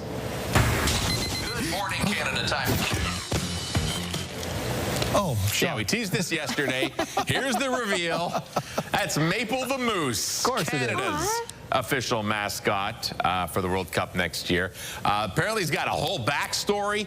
Maple's a street style loving artist, music enthusiast, and dedicated goalkeeper.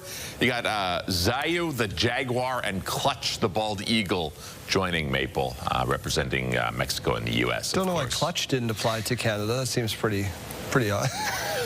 We had to wait to get the moose, of course. So on the nose. Yes. They're cute. Could have been a beaver. Could have been. We know how Kayleen feels about beavers. She hates those animals. Oh, my goodness. Question of the day. Telemiracle auditions are open. They're looking for Saskatchewan talent. We're asking you what you enjoy most about the broadcast, which is coming up not too long from now, Janelle. Yeah, so we did get some great answers coming in. We've got Heather again that just says all the local talent, the fact that the money raised stays here in Saskatchewan, which seems to be a very common answer here. And then we've got Allison, who says everything, just enjoys it every single time it's on. We've got another person who unfortunately did not send in their name, but their answer was great. I like what they're doing for people in need. They really need the help, so it means a lot to have these donations.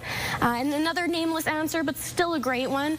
Of course, watching all of our wonderful local talent, the celebrities that host the year after year, but those totals that are brought in year after year as well, showing the generosity always chokes me up and brings tears to my eyes. So another great answer. And then we've got Kim here, who says it's about the local talent, of course, helps local people and families. That's really, really special. And it's always exciting to see your name scroll on the front of the TV. If we get your name right, because we're answering the phones in the middle of Japanese drummers, or somebody that just decided to play cymbals for 3 minutes straight. You know? That's it for Question of the Day. We got health news on the other side.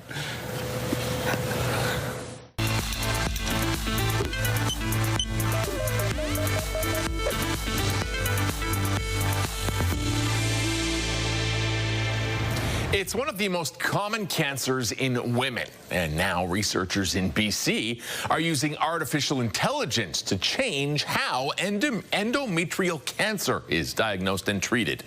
CTV's Dimitri Marigas has the details. According to doctors and researchers at BC Cancer, endometrial cancer is increasing in both incidence and mortality. This is an incredibly common disease. It's the most common gynecologic cancer. Doctors Jessica McAlpine and Ali Bashashati, both leading researchers at UBC and BC Cancer, say their new pilot project aims to address the critical gap in gynecological cancer research through AI. AI brought us up a level to add that level of precision. They say this new addition of AI has helped identify high-risk endometrial cancers that traditional methods can often miss, and can help doctors discern a more tailored treatment treatment plan. Patterns are there. It's just that we're using AI to be able to identify those. Dr. Bashashati Those are the tissue samples. walked us through what they analyze when receiving samples from patients. We call it AI screen. AI reviews the samples. AI puts them into one of the buckets of like, okay, it's a good responder or like a poor responder. The technology provides more specific information than previous approaches. AI thinks that this is the area of the tissue that is contributing to aggressiveness of the disease. And that helps us to validate the findings. Both doctors explain that the implementation of this technology could create treatment plans It doesn't have any boundaries. and may not force those from rural communities to come to the Lower Mainland for treatment and testing. That's a very impactful for those patients who will tell you how difficult it is to leave their support. Adding, the use of AI could bring optimism to what can be a diagnosis fraught with anxiety. I think it does give us hope for that individual to change their trajectory. Now, this technology isn't available to the masses yet. The trial is set to kick off in January. Dimitri Marigo, CTV News, Vancouver. Health Report, brought to you in part by Saskatchewan Blue Cross, protecting your health since 1946. All right, let's check back in with Mike Ciota one more time, who's learning about tomorrow's agricultural leaders. Well, we are here at the University of Saskatchewan one more time with Caitlin Kitson and standing in front of the old barn talking about the new wave of agriculture with Sask Young Ag. And that tie between your organization and this campus is strong. Tell me about it.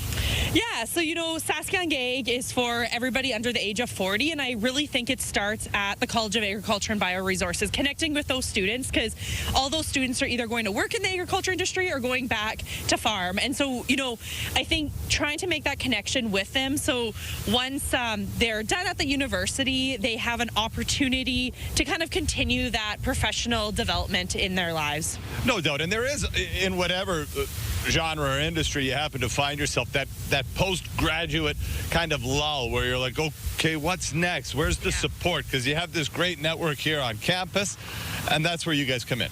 Yeah, and I think, to continue to help them make those connections, the education, but also find where they fit in the industry. And, our whole role is hopefully cultivating the next ag leaders of this industry and, finding them larger board positions to sit on, or maybe finding them that next job. So really just our role in this industry.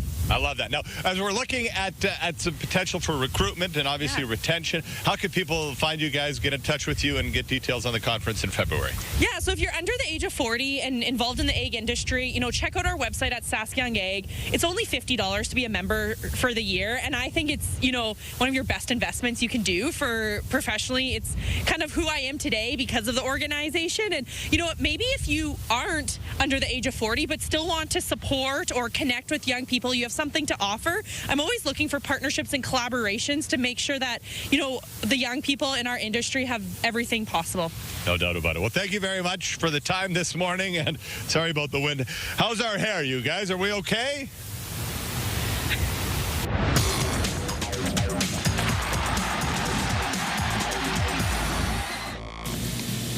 The head coach of the Prince Albert Raiders, Ryan McDonald, joins us in studio today ahead of games 3 and 4 of the regular season. First off, Ryan, congratulations on being an official head coach. You took over the duties last year, but this summer becomes official. So how does it feel to be coach of the Raiders? Yeah, it's extremely exciting, for myself and my family. First and foremost, I couldn't do this without my rock at home, my wife, and, taking care of our 2 girls when, I spend a lot of time at the rink in the winter. 3 out of 4 points in your first weekend against the rivals Saskatoon Blades, but who else is dangerous in the first opening weeks here? Yeah, for sure. The start of the year, everyone's getting their feet underneath them and everyone's playing. And, I think anyone can win on any given night. And, that's junior hockey. And, you fight for consistency every single day and you fight for details and habits. And, I think we're in a division where, you got to make sure you continue to bring your A game every single night. Well, you mentioned it, and I know I'm getting a little bit ahead of myself. You guys have a couple of games closer to home, or I guess just a little short bus trip, but you do head out on a U.S. road trip this year. What do you like most about that? And getting out on the road early, the guys on the bus, the hotels, the trip, the team building and stuff that can go on as you continue to navigate through the road trip. So it's just exciting to get out on the road and be with each other as a group for a couple weeks. And, again, we get to tour around some pretty great terrain down there and, down through, the coast. And when you get out towards the water in Seattle and, usually ends up where you get an off day in Seattle. So taking the guys out to see the market and smell the ocean water is usually a fun experience for a lot of them. You've got one re-signed in Connor Yanni, a new coach in Cole Bell, and Kyle McDonald, your new sports psychologist. So give us a quick rundown on the new hires. Yeah, again, Jans is back with us, or back with me from last season, and tremendous wealth of experience, just knowledge base, and as he continues to get experience, he does a tremendous job, and with the D side of things and with our D core, and I look at our staff and three young guys, and we all bring something different. We all challenge each other each day. Cole was over with the Chinese national team last year and has an extensive coaching resume. So again, the most exciting time for us as a staff is, we'll sit down in the coach's office, we get the marker out, the video out, and we just sit down and we look through things, whether it's NHL video, our video, other teams' video, and continue to just keep breaking things down and learning and teaching each other, but also talking about how we're going to continue to keep elevating our game and pushing ourselves to be the best coaches possible, so we can put the best game plan together for our group. Well, you definitely are in a good position. The hometown hero, I remember as a player, it's just, boy, everybody knows your name, Ryan McDonald. The Raiders are heading to Regina Friday and Brandon Saturday. Ryan, thanks for joining us. Thanks, Sean.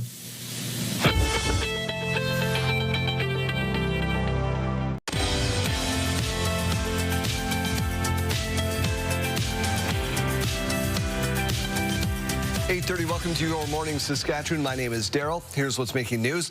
Saskatchewan's firearms commissioner is voicing concern over Ottawa's gun buyback program.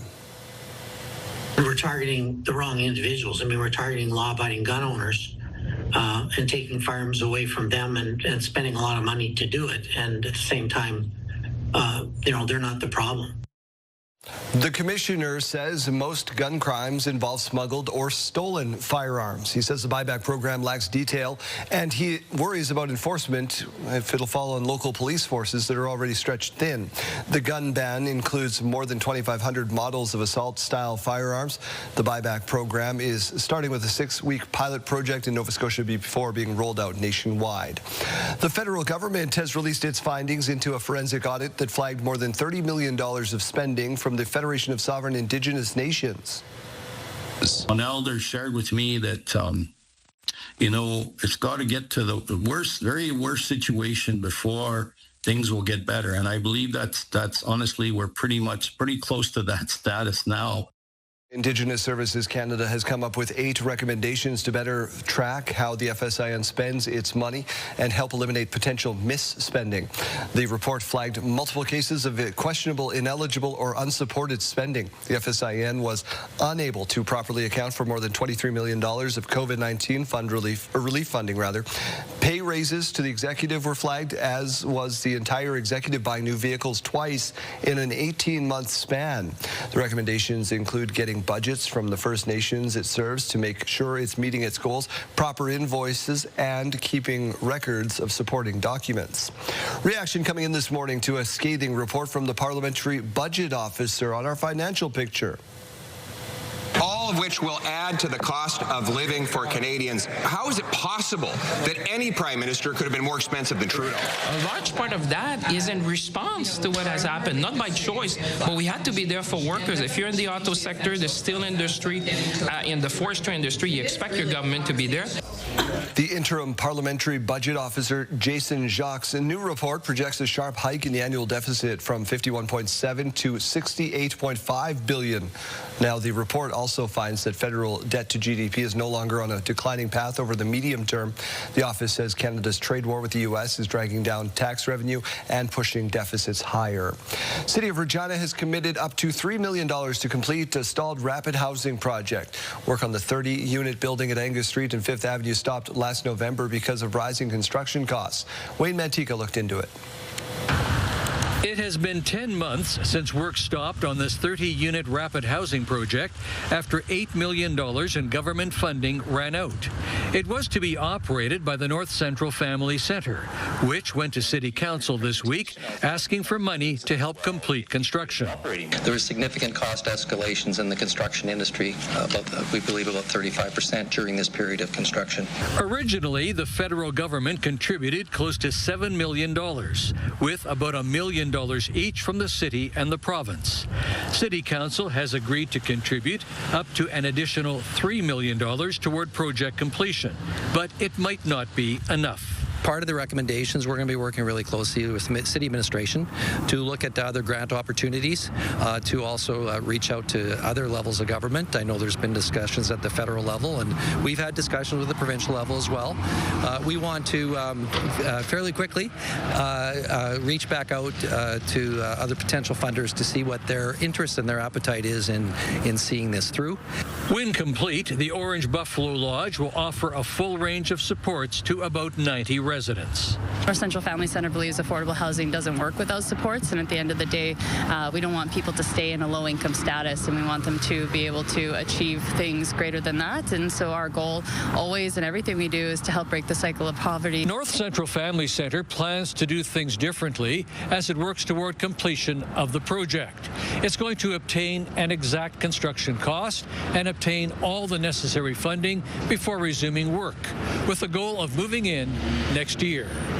Wayne Mantica, CTV News, Regina. As more producers close in on the end of harvest, one Saskatchewan farmer recently saved 4 combines from a junkyard and got them back in the field. Mick Favel reports.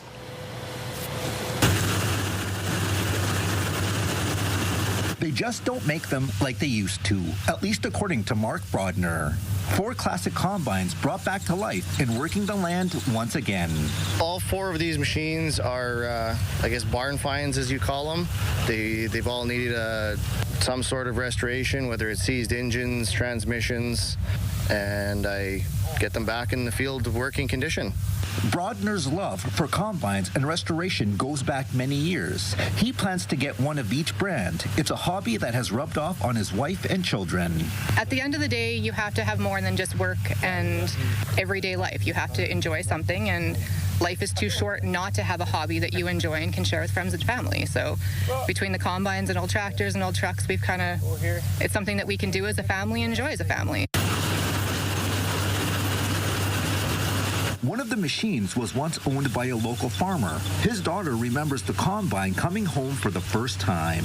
My dad would have been so pleased to have it resurrected. And my husband Brian is driving it. He came over and he says, I don't know if I remember how to drive this thing. And obviously he remembers because he's still out there. These harvesters all range from 65 to 75 years old. They run on gasoline and can reach up to speeds of 2 miles, not kilometers an hour. They require a pickup truck to unload because their spout is built too low for modern methods. Despite this, they are a reminder of the generations before who used what they had and were thankful for such technology. The new combines now are all GPS, computer-controlled sensors, yield monitors. These ones, you just drive by sound. If it sounds like it's working, you better slow down or you're going to be pulling it out. Proving that with the proper care and attention, almost anything can stand the test of time. Mick Favel, CTV News, near Dysart. Littlebone First Nation stepping up to help a Yorkton group with a full van of bread. Cameron Pipachich, head of the Reserves Hunting Council, made the donation to Soup Haven Thursday. Soup Haven goes through about 120 loaves of bread per week, which feeds about 300. My motivation comes from I grew up on Littlebone, but I went to school in Yorkton. I grew up on the lunch program, and all the other children in my community have as well. And my children are on that program as well. So I wanted to give back to the community. There you go. Littlebone First Nation is located just south of Yorkton. The Toronto Blue Jays looking to get back in the win column in their quest to claim the American League. Kansas City, a left-hander, and he's hit it high and deep to right. Grand slam, Dalton Varsho. Jays beat the Boston Red Sox 6-1 last night. Jays tied atop the standings, but do have the tiebreak. The magic number to clinch the division is now 3. The Jays face the Rays tonight. Let's get to the weather forecast and find out what it's like for our weekend forecast, Janelle. Yes, we've got a beautiful weekend ahead of us. It's going to be a little bit breezy, but those temperatures are going to be beautiful. Currently 11 degrees here in Regina. Now, if we take a look over towards Saskatoon, 12 degrees, a little bit more cloud cover. That sun is trying to peek out. Now, it is going to be a cloudier weekend in Saskatoon. Again, a little bit breezy as well, so it is something to be mindful of. Now let's take a look over at our futurecast. So this is showing us some of that system moving through, especially this evening and into tomorrow as well. So looks to be a little bit of precipitation up towards the north of Saskatchewan, especially on Saturday. So in that morning, it is going to be maybe a little bit drizzly. Not a ton of rain, though, expected for the most part. Now for our wind gusts today, the elephant in the room, it is very breezy outside. So we're still in between that 45 to about 55 kilometer per hour wind gusts across the province here for today and into tomorrow as well. That wind is going to continue on. Now, current temperatures across the province: Stony Rapids 8 degrees, Buffalo Narrows 9 along with South End, Spiritwood 9 degrees as well, Melfort 10 degrees. We've got Saskatoon again at that 12-degree mark along with Moose Jaw, Swift Current 10 degrees, and East End 9. Now, if we look at our highs today, Battleford's 18 degrees. Again, that rain is coming today. Up in Prince Albert, a little bit more sunshine, but again, precipitation is expected for today, 17 degrees. Yorkton, 18 degrees and windy, which is for the most part all across Saskatchewan, so that is something that you can expect here for today. Swift Current, 18 degrees and rain on the way as well. Now let's take a look over at our 3-day forecast here in Regina. So today we're hitting that high of about 18 degrees. As you could see earlier here today, there are those clouds in the sky. That sun is peeking out a little bit more though, and that's going to continue on into Saturday when we hit about 24 degrees. Now on Sundays, when that sun's going to come out, it's going to be beautiful. 25 degrees as our high for Sunday and nothing but sunshine. Over to Saskatoon today, 18 degrees as the high. Those clouds are going to linger around a little bit throughout the weekend. So Saturday, 22 degrees, a little bit more sunshine. But again, those clouds are in the sky. And on Sunday, we're going to hit the high of 19 degrees. A little bit of cloud cover, but overall a beautiful weekend ahead of us.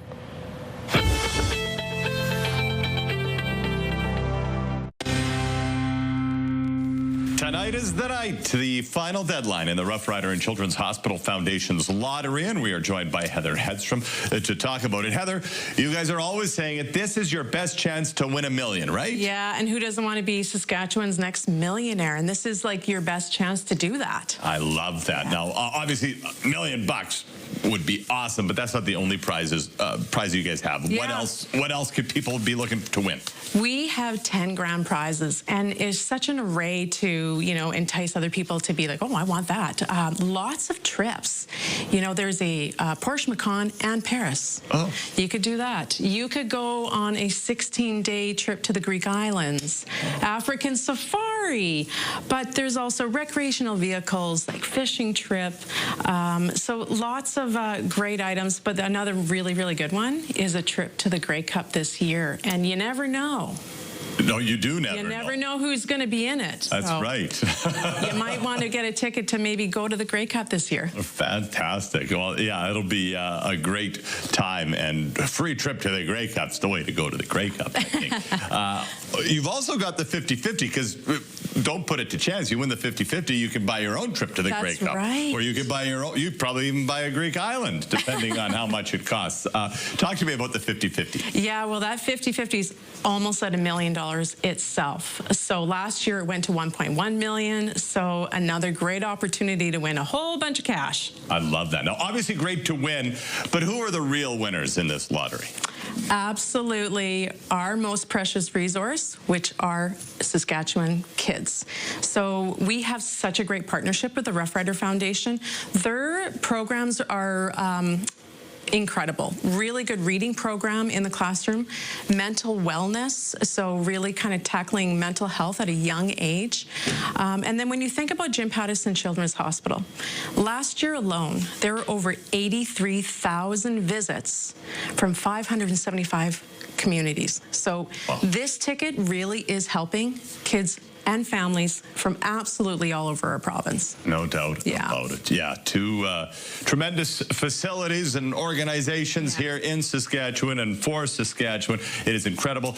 Thank you very much, Heather, for your time. And of course, you can get your tickets, but only before midnight tonight at riderschildrenslottery.ca.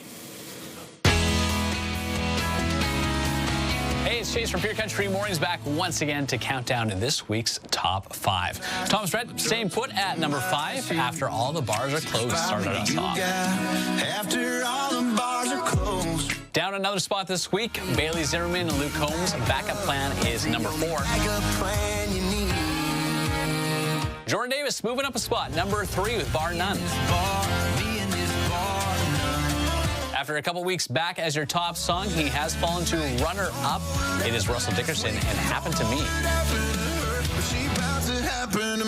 And that means brand new number 1. It goes to Scotty McCreery and Hootie and the Blowfish for Bottle Rocket.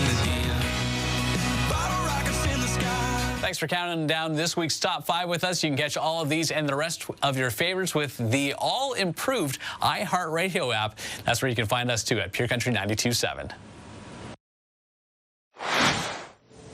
For recently acquired Regina Pats netminder Marek Schlenker, playing hockey for the Queen City's WHL franchise runs in the family. Jacob Carr explains how playing for the Pats is a full-circle moment. The newest member of the Pats goalie room, Marek Schlenker, has been well-traveled during the past week since being acquired by the club. I got the call Wednesday morning, last Wednesday, and I was in Penticton. So I drove from Penticton to my home in Calgary, stayed the night there, and then went Calgary to Regina the next day, and rolled in for game day skate on Friday. Schlenker was immediately called into duty, starting the Pats' second game on Saturday, stopping 36 of 40 shots against the Medicine Hat Tigers. This is not the first time a Schlenker has suited up for the regiment. His father, Chris, played for the Pats from 2001 to 2004 before spending a year in Prince Albert. For the younger Schlenker, coming to the Queen City feels right. Ever since I was a kid, I've wanted to play in the WHL, and my dad's filled me in about everything in Regina. He's had nothing but good to say. So, I've kind of been learning about Regina my whole life. Always asking him questions. He's a very insightful guy. While the season is still very young, Pat's head coach Brad Haroff liked what he saw from Schlenker going in on such short notice. Just the maturity, just the calmness that he had in the net. We were overwhelmed at some points where Medicine Hat was really coming, but he didn't look like he was overwhelmed.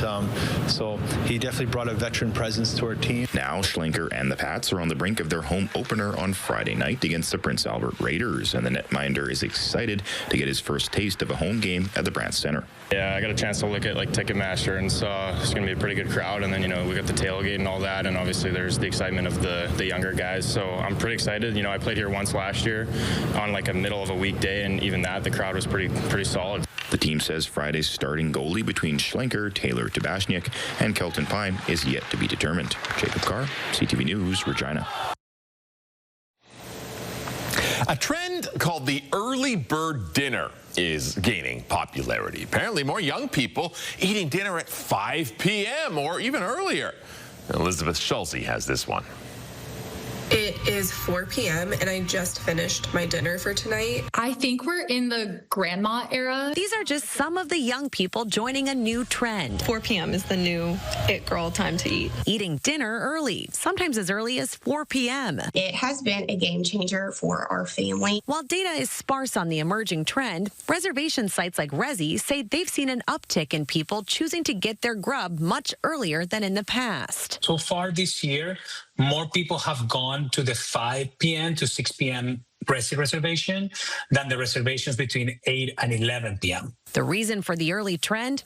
Everything from a sense of feeling lighter to living by the natural rhythms of the sun. I feel better when I eat early. I feel lighter. I feel like I get a lot better sleep, and I wake up just feeling more energized. While the romance of a late dinner still exists, medical experts say there could be some benefits to eating early, including decreasing the risk of obesity. Of course, early dining has another benefit. You get to the restaurant before everyone else, which is super nice.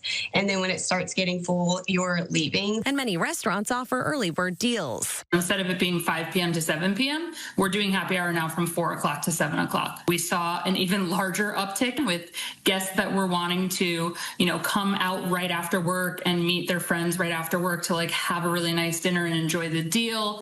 Elizabeth Schulze, ABC News, New York.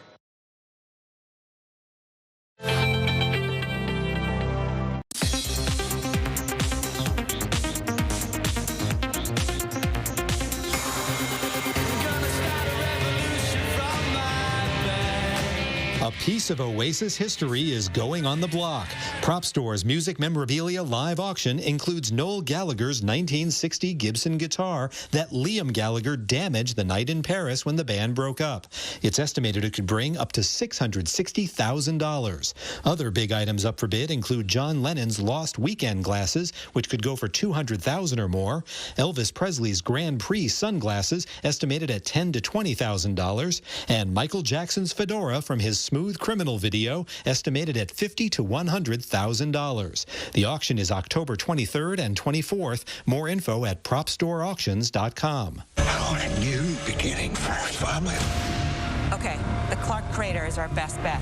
The Garrity family is on the move again after years underground following a devastating comet strike in the first trailer for Greenland 2 Migration. Gerard Butler and Marina Baccarin return in the action sequel, which arrives in theaters January 9th. Taking cover in Hollywood, I'm David Daniel.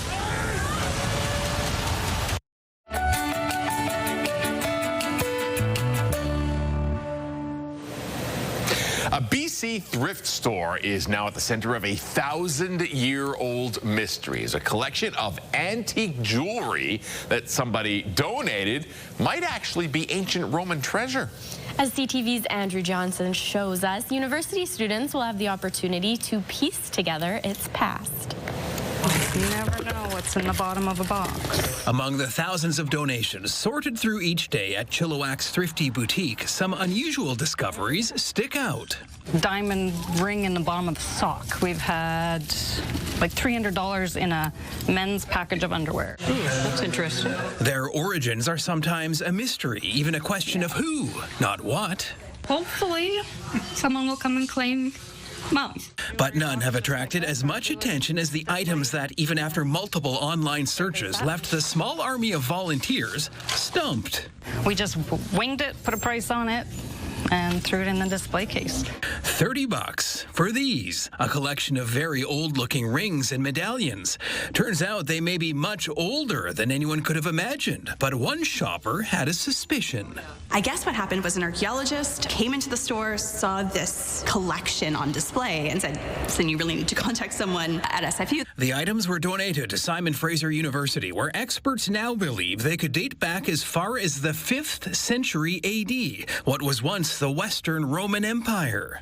We've got potentially hundreds of generations of people who have worn these pieces or who, cared for them, who shared them, passed them down to loved ones. They could also be forgeries. That is still a possibility. Something students will explore in a new archaeology course created specifically to study the find next fall. It's really, really exciting to try to think about what the stories that will emerge from this research might be. While the hunt continues here for the next treasure. Andrew Johnson, CTV News, Chilliwack, BC. They keep finding things, right? Like, yep. You go to estate sales, you go wherever you find, or at some sort of dinosaur fossil in a rock, and I'm like, that's a rock. I don't. How do they find these things? Gotta have an eye for it. You do. Didn't our camera lady Ashley just had one of these experiences? Yes, she did. She bought a ring for I think $20, and it actually has real diamonds in it. Yeah, she made like 6,000% in. Time for sidebar.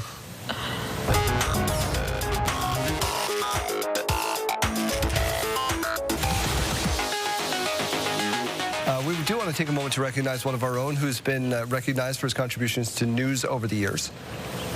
Yeah, it's been fantastic, and wow, I'm super pumped. I came here. Gareth Dillistone received a Lifetime Achievement Award from the RTDNA, that's the Radio and Television News Directors Association of Canada, for Canadian broadcasting. Gareth has been working behind the scenes. You've seen him out in the community over the years, if you've ever had anything to do with us. 43 years in the business, so congratulations to Gareth. Yay! Nice. Yay for Gareth. Well deserved. There we go. Well, just a couple of years away from Jeremy getting his. So. Yeah, we can't wait. Hey now. Can't wait. I'm going to celebrate with a party hat. You want to talk about golfers? A bit away from 43 years. Yeah. Dang. I would be thrilled to talk about golfers. And they can play for decades without ever landing a hole-in-one. Meanwhile, some accomplish it before they turn 5 years old. Oh, my goodness gracious. Oh, my gosh! You're kidding me. So this little guy, Levi's just a stud. He turns 5 in December, so he's not even 5 yet, and he's been golfing for 2 years. Look at that swing. Did you hear the clink of the club on the ball? It happened in Knoxville, Tennessee. I want to know how far. That's a good point. I'm scrolling the script. It does not say so, but he did get a free snow cone from the clubhouse. So congratulations. Oh, well, that's good. He's probably nice work, kid. Equally as excited about that, I would guarantee you. We are back on Monday for more Your Morning Saskatchewan. Here's a look at some of the hardworking people that make this show possible, and I'm sure that it starts again with Director Corey.